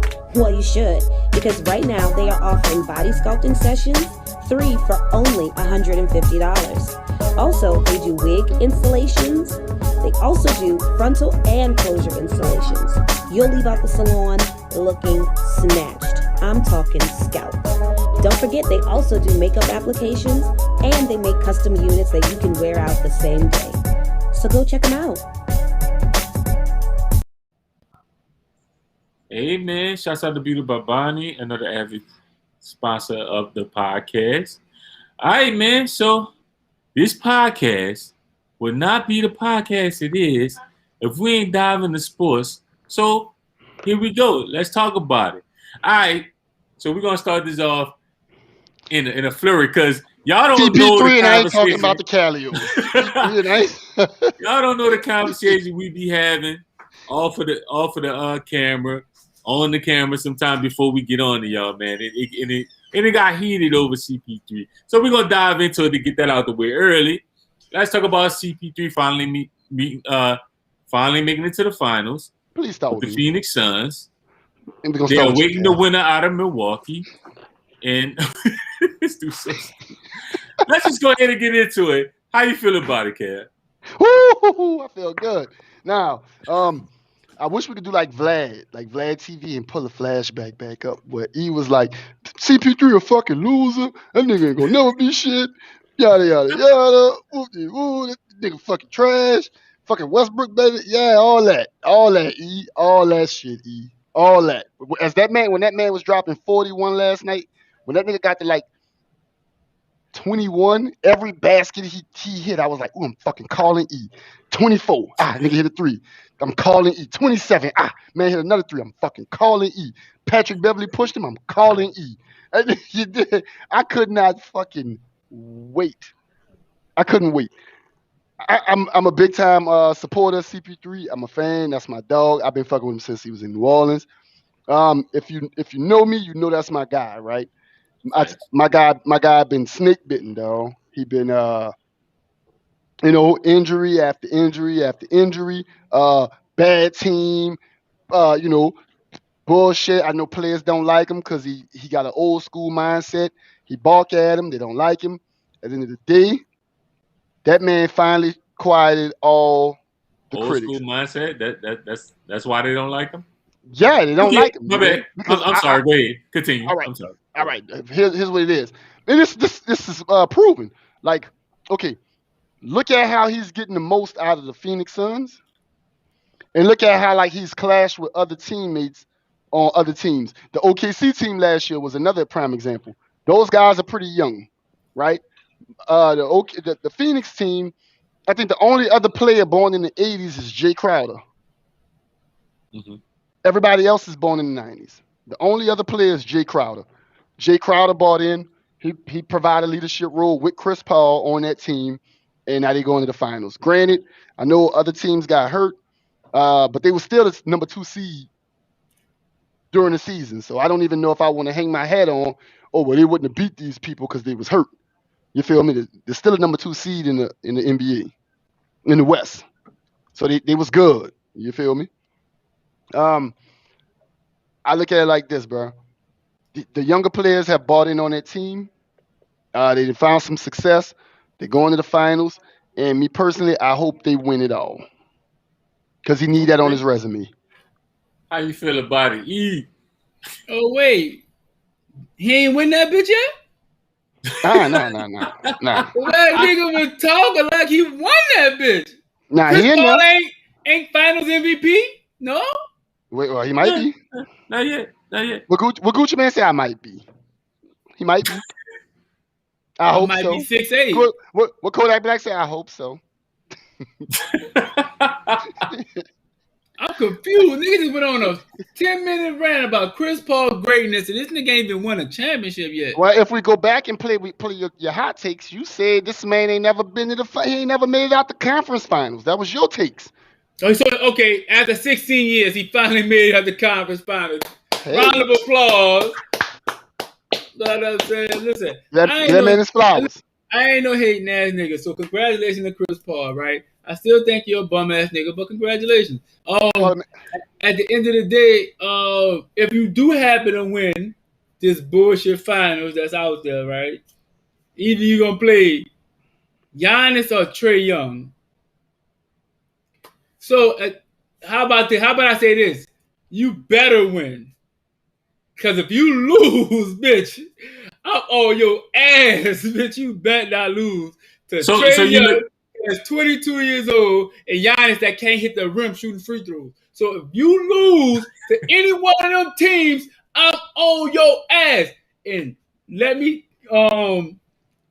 respond to something Lum said, right? Because Lum said, yeah, because he took this young team and Phoenix was on the rise, my nigga. There was not no team that was like, they was fucking muddling in the fucking mud, and here comes Chris Paul, this fucking cake, and saved the fucking day. They were. Them dudes got at least 4 to 5 lottery picks on that roster before Chris got there.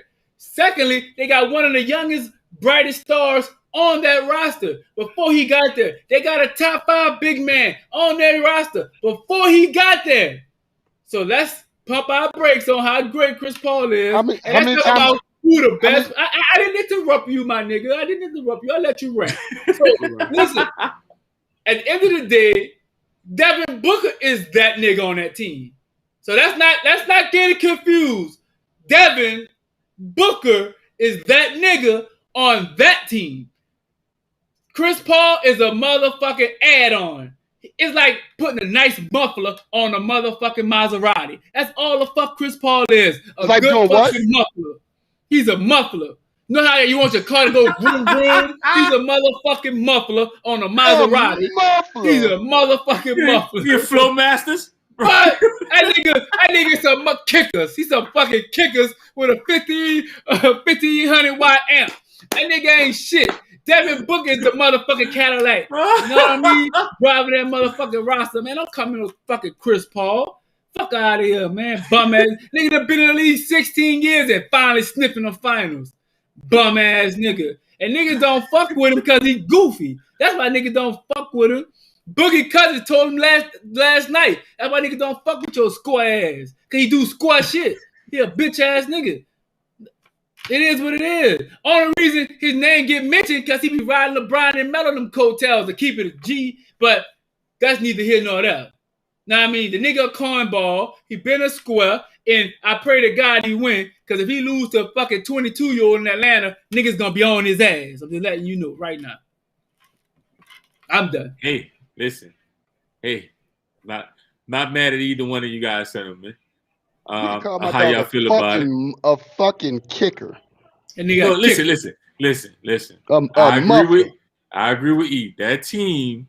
Now, granted, I'm not about to say he doesn't make a big impact to that team because he was a great piece for that young squad to get them to where they need to be. Like I'm not ever gonna take that away from him. No, I didn't take that away because listen. No, you definitely did. Some kickers sound fire in your trunk. Tell me they don't. That's facts. That's a great add-on, right? Yeah, I had kickers when I had sound in my car. Yeah, you got to throw them. What Webby said? Fuck them 12 throw them 215s in the trunk. Fuck you talking about? Let's ride out, man. Yeah, we coming like that. Yeah, in the Jeep, in the Tahoe. I made sure I had some joints. That car gonna ride without them kickers. Oh yeah, it's gonna ride without the kickers, without Chris too. No, sir. They won two games in the West. So what you telling me?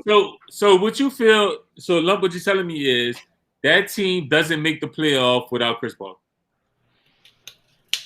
That's not what he said. That's not what he said. Did they make it without Chris Paul last year? Or the year before that? They were undefeated in the bubble. The fucking bubble, bro. Did they make the playoffs? They didn't make the playoffs. All right. So the answer is no, that team doesn't make it without Chris Paul. Okay. Absolutely not. That's cap. The players said last night, we wouldn't be here if it wasn't for Chris. Everybody loves a loser, bro. Everybody gonna fucking clap up the nigga that been doing it forever and can't win. Come on, man. That's how that go, man. That's how that go. Well, on my take of Chris Paul getting to the finals, I'm actually happy for him because you could like just being an athlete, you think who's veered amongst the league as one of the best point guards and stuff. Like his peers definitely, they might not like him, but they respect his gameplay, and to have one of those monkeys off his back. And honestly, I'm gonna keep it real. I'm kind of rooting for him. I'm kind of rooting for him to win in the finals. I think if you play Milwaukee, they might be without Giannis, so that could be a big thing there. If they wind up playing Atlanta, I don't think Trey is that injured, but he's definitely not going to be at 100% by the time they play him. So I mean, he goes in a situation where he's not the underdog in that situation. So he's definitely going to be expected to win. And like E, he better come out winning. It's going to look bad. It's going to look bad. That man showed me last night that he's a winner. He showed me last night, bro. That man, look, them dudes cut that lead down to 7. And when they cut that lead down to 7, Chris Paul took the fuck over the game. Mm-hmm. He said it never happened to me again. You got me. You done got me before. You're not gonna get me no more. Mm-hmm. So yeah, I got them winning. And Nah, listen. He played a phenomenal game. outstanding. He played a phenomenal game. He did what he was supposed to do. He did what he had to do. And I respect it. Like, I'm not here to say, like, the nigga, you know what I mean, ain't played great when he needed it the most because his legacy is on the line. So yeah, he played great. But at the end of the day, am I gonna take one game and elevate that over a 16-year career that we've seen him lose continuously? It wasn't one game. We see him lose continuously. That man been balling really the whole playoffs. That dude. I agree with Kev. He been balling. That dude, he have not. Yeah. That's the first good game he had this series. That was game 6. But he came in. He came in with the. I'm about to say he played it. Came in with the COVID. He played 4. He played. So COVID ain't an injury. Because you was around some niggas you wasn't supposed to be around. He didn't have COVID. That's first. He was around some niggas he wasn't supposed to be, so he had to get tested. So he sat 2 games out. He wasn't hurt. He came back. He played 4. He had 1 good game in 4. Don't say he been balling all playoffs because he haven't. All right. What about the 37 for the game for the closeout series against Denver? That's a whole nother series. All right. Talking about the Western Conference Finals. He had 1 good game out of 4, and his team won 2 without him. That was 2-0 without him. So clearly they would have made the playoffs because they beat a playoff team twice without him. They beat a team that was missing a superstar. You didn't say that just now when you was fucking dick riding Chris Paul, did you? You didn't say that just now? Well, I wasn't doing that. Don't say that now. Don't say that now. To fix your fucking story. No, I'm just saying I wasn't doing that same fucking energy. No. But I wasn't doing what you accused me of doing. What were you doing? What were you doing? I wasn't doing that shit. Dick riding. I wasn't doing that. No, take the dick ride part out, right? Look, he ain't mad about the him being like it. He just don't like the way you put it. Oh, my bad. Let me take that back. You was not dick riding Chris Paul, right? So let me take that back. I wasn't doing that. Don't change the narrative and say, oh, they ain't had a superstar because they ain't having when Chris Paul beat them either. But no. All right, then. So leave it at that. They beat the Clippers 2-0 without Chris. Then Chris went 2-2 against them. So who you tell who in the fucking way? He cost them dudes 2 games. He in the fucking way. Oh, he ain't cost them 2. Nah, he cost them 2 games. Because they was 2-0 without him. And like, you love numbers, don't you? They won the home games. They were 2-0 without Chris. But they won with Chris. They were 2-2. They won their games at home, and they really was supposed to lose games. Now let's actually break it down now. Since you want to nitpick. Wait, no, we're not nitpicking. Wait, no, you are nitpicking. So, is 1,000% winning percentage, right? They went 2-2. 2-2 is 500, right? They went 2-0. Which one is the better winning percentage? Dog, they went 2-0. All right. Go ahead. What you were saying? They went 2-0, but see, when you went to nitpicking, that's what I don't like. Like, cause you're giving partial pieces of the story. I'm telling the whole story. No, you're not. You're telling. You're basically giving a summary of what happened, but you're missing out critical pieces of the story. What's critical pieces about winning and losing? Ooh, call him out, Reg. The problem I have with what he said that Chris Paul cost them 2 games because they went 2-0. No, not in essence. No essence. Essence is this weekend.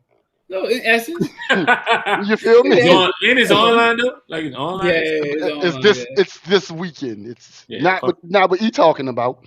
Let me tell you. All right. Game 2, Paul George misses 2 free throws.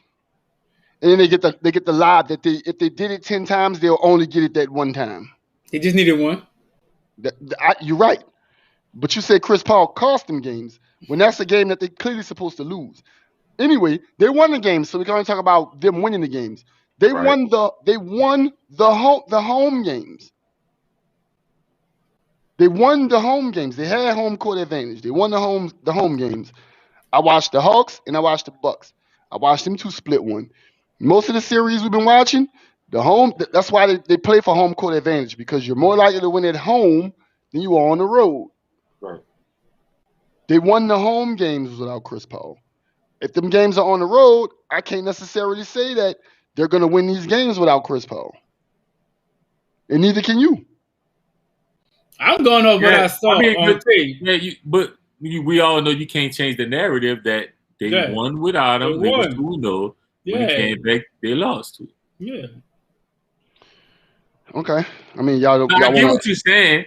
I'm about to say y'all want to undermine circumstances. Okay, that's fine. I mean, you know, we can roll with they won and they won and then they lost. That's fine. We can do that. I'm saying we're going with the final result, bro. That's the final result. Yeah, that's it. I'm a result-based fan, bro. I'll go off results. I mean, whether you win by 1 or 2 or wherever you win it, even if the other team shoots in the wrong basket, if you win, you won. Right? You know the coolest part about all this is, right? Let's hypothetically say Chris Paul win the championship. Mm-hmm. He still won't be top 5 all-time point guards. Ooh. He still got ways to go. It's year 16. He still got more winning to do. Bro, I'm gonna disagree with you. Nah, you can. That's why everybody have an opinion. I'm gonna be honest with you. I got him at top 5 right now. How? What you mean how? How? Because I know with Chris Paul on my team, we automatically go into the playoffs. You automatically in the dance to contend. Automatic. You automatically there for a shot to win it all. With Chris Paul. How? This is first finals. In 16 years. You got to, all right. What's the percentage on that? Let me ask you a question. 16. Let me ask you a question. That's nasty. Name 5 LeBron point lost more finals than Chris Paul and Ben too. Name 5 point guards. Name 5 point guards better than Chris Paul. I'm just waiting on you to name that one guy so we can talk about. So I can prove my point. Nasty. Name 5 point guards. We got a name. We can name 10 niggas better than Chris Paul. No, name one active point guard better than Chris Paul. First one come to your mind. You know what he want to hear. He want to hear Curry. I know. Yeah, but it's not gonna give me Curry. Is Curry a top 5 point guard? All time, yes. All time. All right. What the fuck was Steph Curry at? How many MVPs Curry got? Where was he? How many did he have? What have you done for me lately? How many did Chris Paul have? What have you done for me lately? So what you're telling me is you want to undermine Steph Curry's career and your biggest support of Chris Paul is the fact that you just said that he'll take you to the playoffs every year. But then you want to undermine the fact that Steph Curry has 2 MVPs, 1 unanimous, and 3 championships, bro? I'm not undermining. I'm not undermining anything of Steph Curry's. He should have won 3 MVPs. He should have stolen one this year. Like Steph Curry changed basketball, bro. Chris Paul could take us 3 as long as he got a 7-foot on his team. Chris Paul, us 3, and the 7-footer going to the playoffs. I would never play with Chris Paul. You'll get to the playoffs. I wouldn't play with him. You'll get to the playoffs if you did. So all right. So what you're telling me is Steph Curry's not taking anybody to the playoffs. You know why he's not taking anybody? When I say anybody, I mean like just give me 5 niggas we going to the playoffs. When I say Steph Curry wait, first of all, don't push that narrative of saying nigga be pushing that narrative. Get 3 anybody and get to the playoffs. That's not for that, dog. That's not true. For that, name one team he didn't have another superstar. Or multiple. Multiple stars. The Oklahoma City Thunder last year. And how far did they go? The playoffs. How far did they go? They lost in the first round, right? What Curry didn't go this year. They got spanked. No, they were just happy to be there. No, they didn't get spanked. They went 7. Oh, okay. They Who went 7 with? James.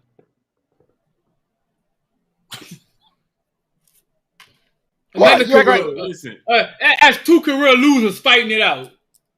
Come on, man. Fuck out of here, man. Like, look, at the end of the day, son, you can't compare Chris Paul to no winner, bro. No winner. None. Why? Zero. Why?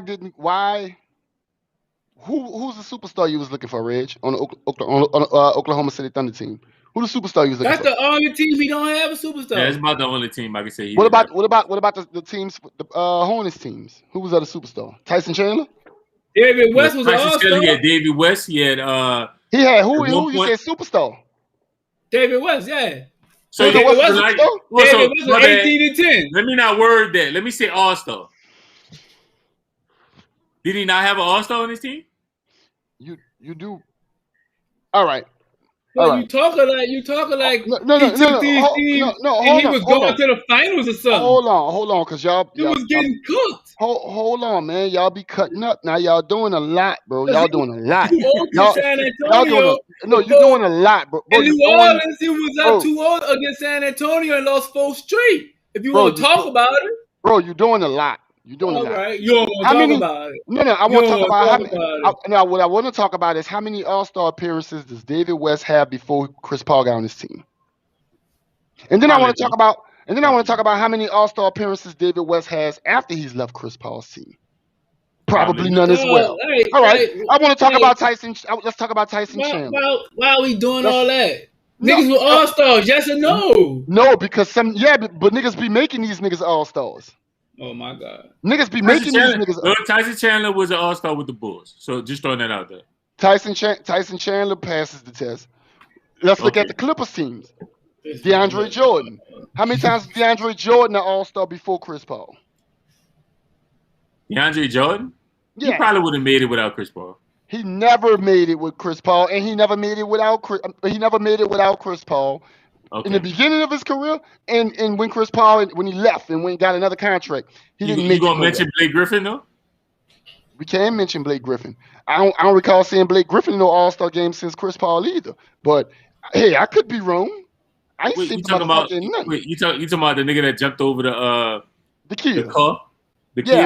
I haven't seen him in. So you telling me he wouldn't have made the play hard? I mean, he wouldn't have made the All-Star team. That's a voting All-Star thing. He was pretty much at that time being like the face of one of the faces of the NBA. Wouldn't have made it without Chris Paul. I haven't seen that guy do anything after Chris Paul. I know when they found out they was getting Chris Paul, him and DeAndre Jordan was colored up like 2 holes talking about, oh, baby, Lob City. I remember that. Because they know that this nigga about to transform your career. If you come down where you at and you a big man, you're gonna eat. That's what. All right. That's the reputation. You're telling me basically Chris Paul is the best runner-up nigga that we've ever seen ever in the history, yeah. That could change this year, but yeah, that's safe to see. Okay. All right. I don't know about you. But Karl Malone and John Stockton got something to say about that, but Karl Malone 10 times better than Chris Paul. You shouldn't even mention Chris Paul in the likes of Karl Malone. Why not? Why am I not allowed to Why not? Why am I not allowed to do that? It's Chris Paul shits. Because he's not even close to being the type of player Karl Malone was. Just throwing that out there. No, I mean that's my opinion. Karl Malone has been to more finals in 2 years than Chris Paul has in 16. Like, you can't compare niggas. Like, niggas Karl Malone went to the final. Karl Malone went to the finals year 16 and year 17. None before that. Niggas be better than Chris. Now you wilding, bro. Now you wilding. Niggas be Karl better. Malone. How many Karl Malone? How many finals did Karl Malone go to? Chris Paul, hands down. How many finals did he go to? There's no talking. There's nothing to talk about.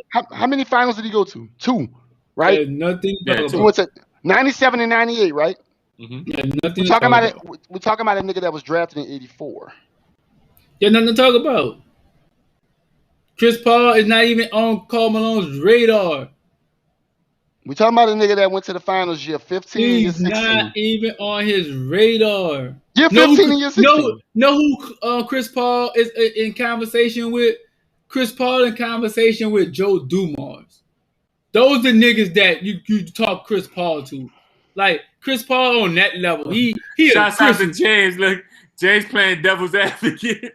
He said, don't forget 2004 with the Lakers. 3 times. That's 3 times then. Lost that one too. You're right, James. Lost that one too. All right, Karl look, Malone lost more finals than Chris Paul ever been to. Like, get out Karl of here. Malone, Like, you Karl crazy. Malone only lost finals. Oh, and Chris Paul never is his first one. So you said Joe Dumars, right? yeah, Joe Dumars, Chris Webber, Chris Mullin. These type of niggas that not Chris Mullin. Yeah, man. Chris No. Mullin. These are the type of niggas Chris Paul belong in the same conversation with. Rick Smits.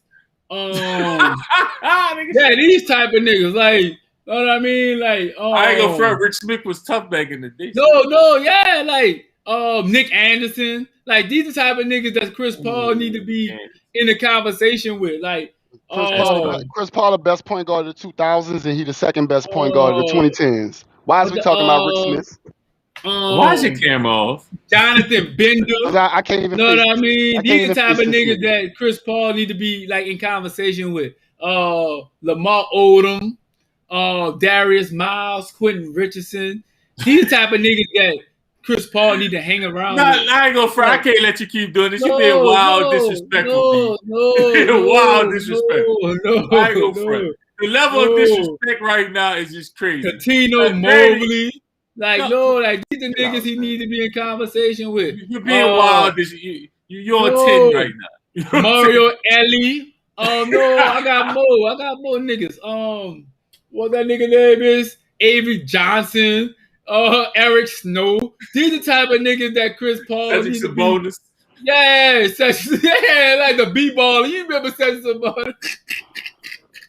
You know what I'm saying? Like, all right, I didn't mean to play with you with this disrespect. Latrell Sprewell, I ain't done, bitch. Allen Houston, bitch. Like, yo, we can go on and on. We got book with niggas. Like, don't do that, son. You just mentioned third tier, fourth tier type of players with Chris Paul. That's disrespectful. Isaiah Ryder, Nick Van Axel. Nick was tough. Nick Eddie was tough. Jones. Eddie Jones. All these niggas hoopers. And all these niggas on Chris Paul level. Shout out to all these players, but they'll tell you Chris Paul who level. else they got? James, fuck that. Yeah, he doing too much, James. No. Way too much. What that boy name was? Trajan Langdon. Like, they got buku niggas. Buku niggas out there. You know what I'm saying? What was that nigga name from Duke? North Carolina Reds that didn't make it? The cold freshman nigga. Don't do that. You know, I'll play with my UNC people, son. No, what his name was, though. Just tell me his name. What his name was? Joe Forte, son. Joe Forte, yeah. Like, them niggas, Joe Forte was fire. You did what Wayne said, I don't play like Joseph Forte. Yeah. That nigga Wayne nasty for that. Wait, no. Listen, speaking of that nigga, son, I don't know if y'all remember, this nigga wore his jersey with some jeans and a whole big chain and everything sitting on the sideline, son. I was so mad at homie, son.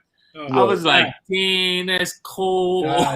Joe Forte was just happy to be there, dog. But at the end of the day, though, son, like, I want shit on Chris Paul parade, dog. Congratulations to CP3. Congratulations to Devin Booker, the young Mamba. Congratulations to Aiden. The congratulations to the coach, Monty. He the young Mamba. He the young Mamba now. Know what I mean? Look.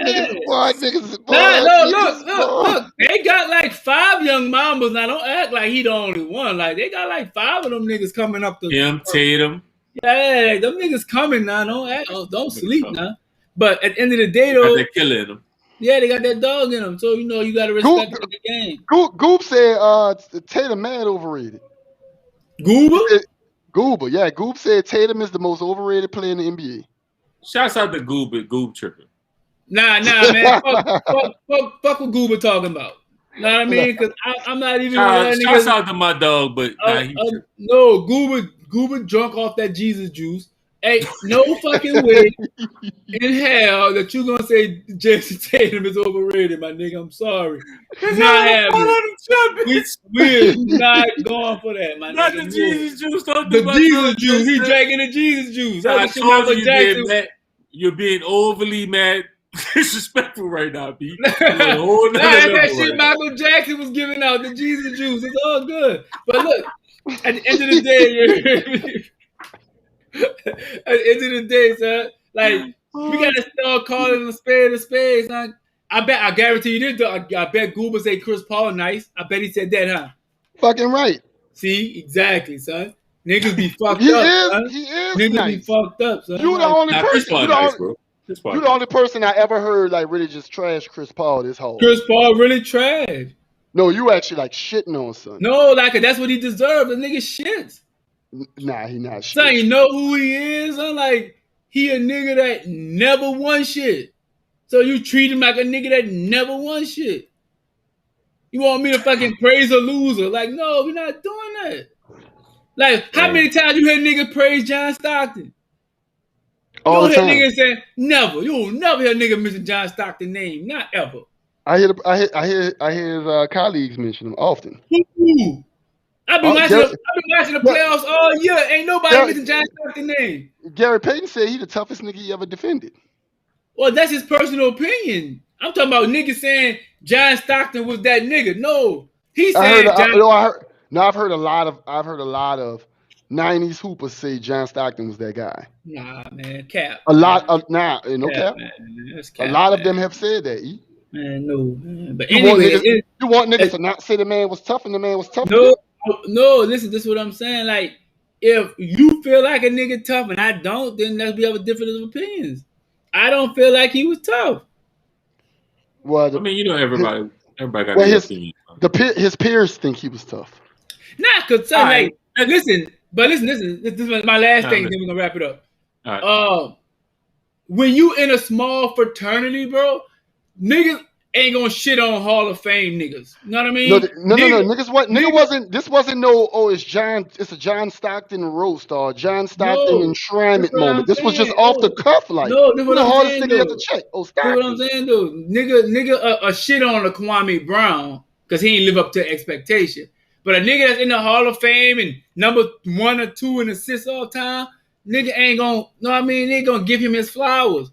But a nigga like Isaiah Ryder that was tough, nigga ain't gonna give him his flowers. They're gonna take a nigga like Baron Davis and say, yeah, that nigga was tough. But at the end of the day, like, these niggas they in the fraternity, so they're gonna look out for each other. But at the same time, John Stockton really was ass. Karl Malone made that nigga. Can you post Mr. Ford's comment? Because I always fuck with Mr. Ford. But he losing his fucking mind right now. See, Chris Paul is like a mid to low tier Hall of Famer. No, that's real. If he win, he solidify as a mid tier Hall of Famer. Either way, a Hall of Famer. So you telling me Chris Paul a low to mid tier Hall of Famer, and he got to win this ring to solidify himself as a Hall of Famer, but Tracy McGrady a Hall of Famer? Nah, Tracy a mid to low tier Hall of Famer. All right, so then maybe I need to ask, what the fuck is a mid to low tier Hall of Famer? So there's tiers to everything. Michael Jordan, Kobe Bryant, LeBron James, that's the top tier niggas. Then they got niggas that's below them. You know what I mean? So name another mid tier Hall of Famer. Chris Webber. Name another. Thanks. Joe Dumars. Chris Webber, Joe Dumars. Are these guys first ballot? All of them probably first ballot. Chris Paul, C-Web not first ballot for sure. Chris Mullin. I don't know if Mullin made it, but Chris Mullin, mid-tier Hall of Famer. He low tier. Yeah, well, I'm saying, you know, like, he not up there lower with the niggas. Yeah, you know what I mean? Kevin Johnson. You know what I mean? Is he a Hall of Famer? I don't know if he made it. I don't know if he in the Hall of Fame yet. Elijah Wan, high tier. Ewan, high tier. You know what I mean? Like, niggas that just nice. Whoa. So Ewan a high tier Hall of Famer.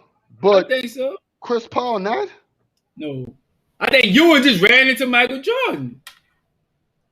But Chris Paul ain't running a lot of them niggas ran into Michael Jordan. No, Chris Paul ain't running into no one dominant nigga like that just ran the fucking Warriors had LeBron and the Warriors ran the fucking decade for the most part. No, I'm saying one nigga just to dominate. Like Chris Paul had a nigga at his position winning MVPs and shit. Like everybody had a turn when Chris was in the league. Like it ain't just one nigga. Like everybody was eating. Kobe was eating. Like everybody had a turn when Ewing was in the league. Chris Paul was that nigga sitting on a fucking porch saying, "Man, I hate these niggas." No, I mean like them niggas was eating, handling their fucking business. Like Chris Paul was just one of them. Chris Paul, one of them niggas that not good enough to compete with the great niggas, but he just good enough to get by. You know what I mean? He just good enough to get by. So now where he on an even playing field with a bunch of, regular niggas and niggas that ain't hit their peak yet. So now he could fit in. He look like he belong. He really don't belong. He never belonged against any elite nigga. He never belonged. You never see him shine against elite niggas. You never. But now since he playing against mid-tier niggas and niggas that ain't really hit their ceiling, like, yeah, he could be like, yeah, nigga, I fit in. Nah, nigga, I'm one of the guys, nigga. No, nigga, you doing this against mid-tier niggas. Fucking,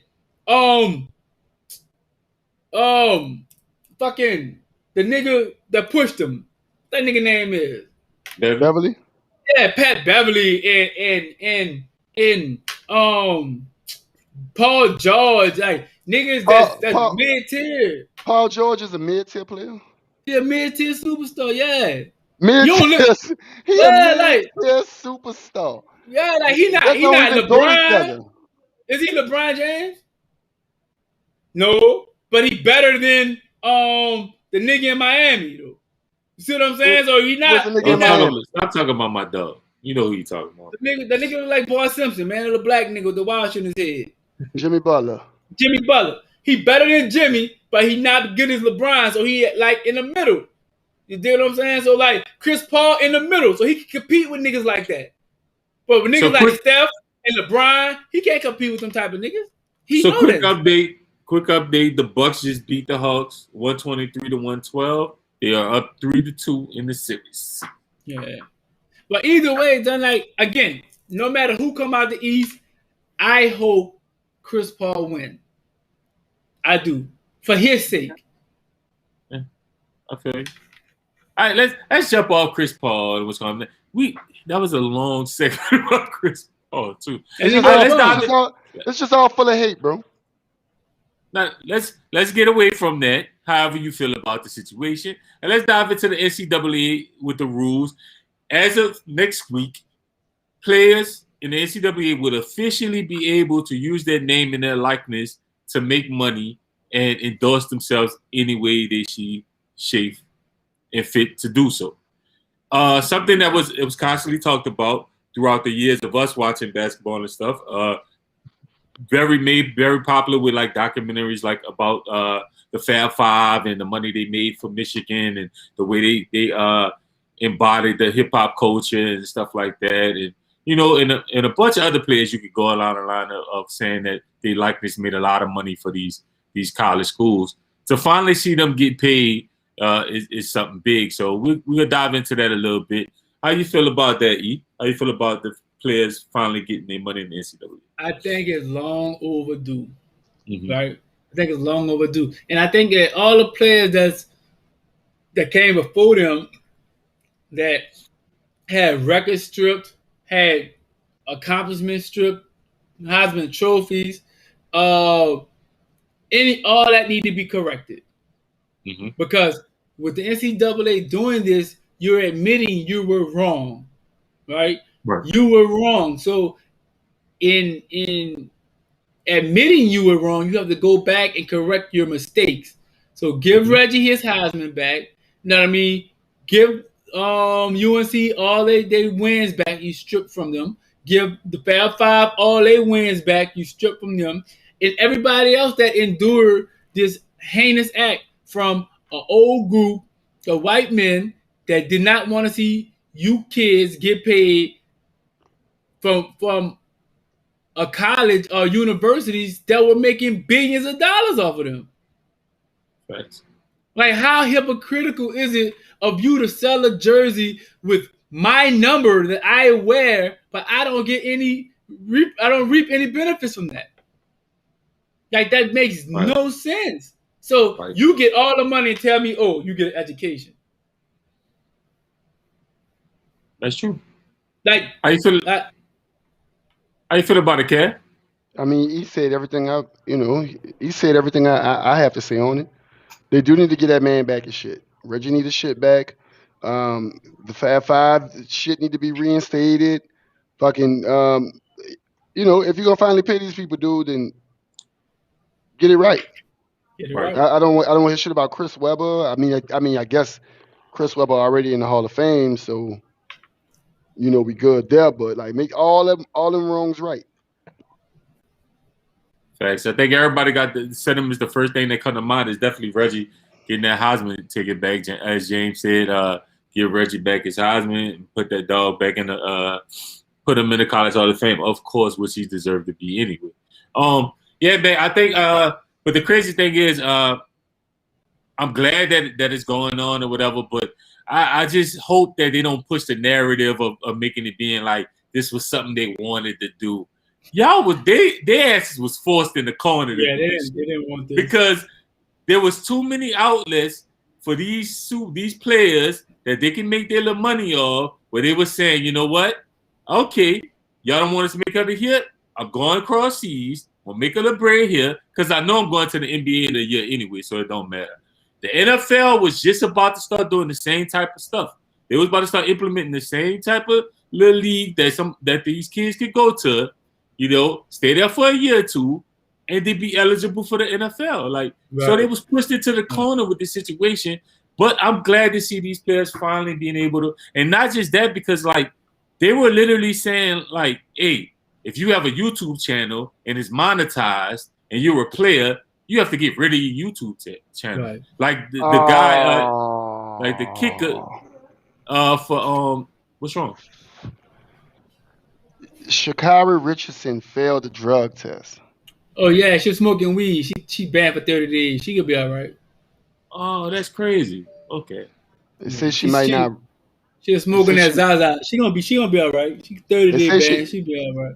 It says she might What's not up, be Sam? She could miss the 100-meter event in Tokyo.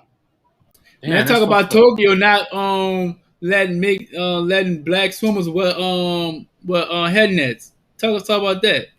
They ban head nets for black swimmers. How crazy is that? That's crazy. There's always some shit over there. Yeah, there's always some shit. But at the end of the day, for everybody watching, you dig Chris Paul a fucking bum. No, I mean it is what it is. You just gonna dive back into that. Yeah, I can't just let niggas think that that nigga not like. I don't say he a bum. Like he a mid-tier nigga. You know what I mean? He a mid-tier nigga. You know what I mean? So I got love for the mid-tier niggas. You know what I'm saying? I'm glad these players is getting paid. They deserve it, man. A lot of these players, man. And the crazy thing about it is we're in an era with they're starting to understand how powerful just their name and their likeness are. You know what I'm saying? Mm-hmm. So, a lot of these kids, a lot of these dudes, they monetize playing the game, playing Call of Duty and shit. And for them to say, hey, if you're an athlete, you can't make that money. It's crazy. One thing we can't forget in all this, right? One of the first people to set the standard to say fuck the NCAA was Brandon Jennings, right? Yes. Brandon Jennings was the first high school player to go overseas, right? Yep. He played 1 year overseas, and he got drafted in the NBA. I think in the lottery, I think he went 12 or 10 or something like that. Mm-hmm. But at the end of the day, if it wasn't for people like him, to make those sacrifices, you know what I'm saying? It's like change got to start somewhere, and we can't forget the people that actually initiated this. It may have taken 15 years after you did, but we're here now. So, congratulations to Brandon Jennings. For being one of the people to start the ball rolling on this. Thanks. This is a good question from James. He said, do y'all think the success of the Ball family gave a template that the NCAA took notice to that made the change that had to happen? I do think it played a big part. Like I said, in the innovativeness of you might think he's crazy, but he's ahead of the curve. This man literally set up there or whatever and did everything it took to get to make sure his kids was as successful as possible or whatever. And he went through the system like everybody else. Lonzo went to UCLA, but he told you he ain't gonna be that long. He going to the league, and then when it was the other one turn, he went there for a little while, and when that didn't work out for him, he created a league for him to play in. He said, "Look, okay, don't trip. He's going to get seen some kind of way." Took the youngest one out of high school. Everybody said, "Oh, why would you do that? Why would you do that?" You know what I'm saying? I think the NBA is going to change their rules to allow 18-year-old players to get drafted again. Mm-hmm. Or 17-year-old, however it is, when they're coming out of high school. Because honestly, a lot of these kids coming out now are probably because basketball is like a job for these kids already. You know what I mean? So coming out, they're playing in all these circuits, they're doing all this travel ball. So these kids be I ain't gonna say ready for the NBA, but they more ready than they would have been 10 years ago. You know what I mean? Right. So I think so. Right now, the NCAA is probably going to be more focused on grabbing the mid-tier stars and the good players, because all the great players will go straight to the league because they're talented. They're wasting a year in college right now. They're not going for the education. You know what I mean? They're going to be seen on TV. So the best thing for them to do is go straight to the G League or go, get drafted straight to the NBA. As you've seen with Jalen Green and a couple other guys that went straight to the G League. But the NCAA, I think they're recognizing that these guys are going to be more ready to go pro than need be to play that 1 year college. That's a fact. LaMelo didn't play no college ball, right? At all. And he was ready like a motherfucker, right? He was ready. You know what I'm saying? So, shouts out to the rookie of the year. You know what I'm saying? That was a robbery. What's up, Word? It wasn't. That was a robbery. What's up, Word? It definitely wasn't, but anyway. But yeah, man, the NCAA was they backs us to the wall, and it was like, look, we got to get something over here. We need some kind of to maintain these TV contracts and do all this stuff we need to do. We need somebody going to look at. So if we do the incentive of allowing them to make some money while they here, that might give us a good chance to land a couple 5-star in these schools to keep these TV contracts rolling. But all in all, it's good to see. It's good to see that progression, that change in a system that was just like you said, just dominated by a bunch of old white guys that felt they could just do what they wanted. So it's good to see a chink in that system. Finally that works out for the athlete. You know what I'm saying? They deserve to get paid anyway. You know what I'm saying? All right, man. So this was another I'm Just Saying podcast, and y'all know what we do every week. We give out our flowers. You know what I'm saying? And we got to do that before we end it. So we're going to start it off with you this time, Lump. Who are you giving your flowers to? Christopher Emmanuel Paul. You know what? I'm going to let you finish. But the crazy part is I know you sat up there and you looked so you can say his own name like that. But go ahead. Christopher Emmanuel Paul. Nicknamed CP3, American professional basketball player for the Phoenix Suns in the National Basketball Association. That's who I would like to give my flowers to this week. Congratulations, Mr. Paul. Great. All right. That's cool. What you got? You giving your flowers to? Well, with today being July 1st, do y'all know what July 1st is? It's the first of the month. Wake up. So July 1st is nationally known as Bobby Bonilla Day.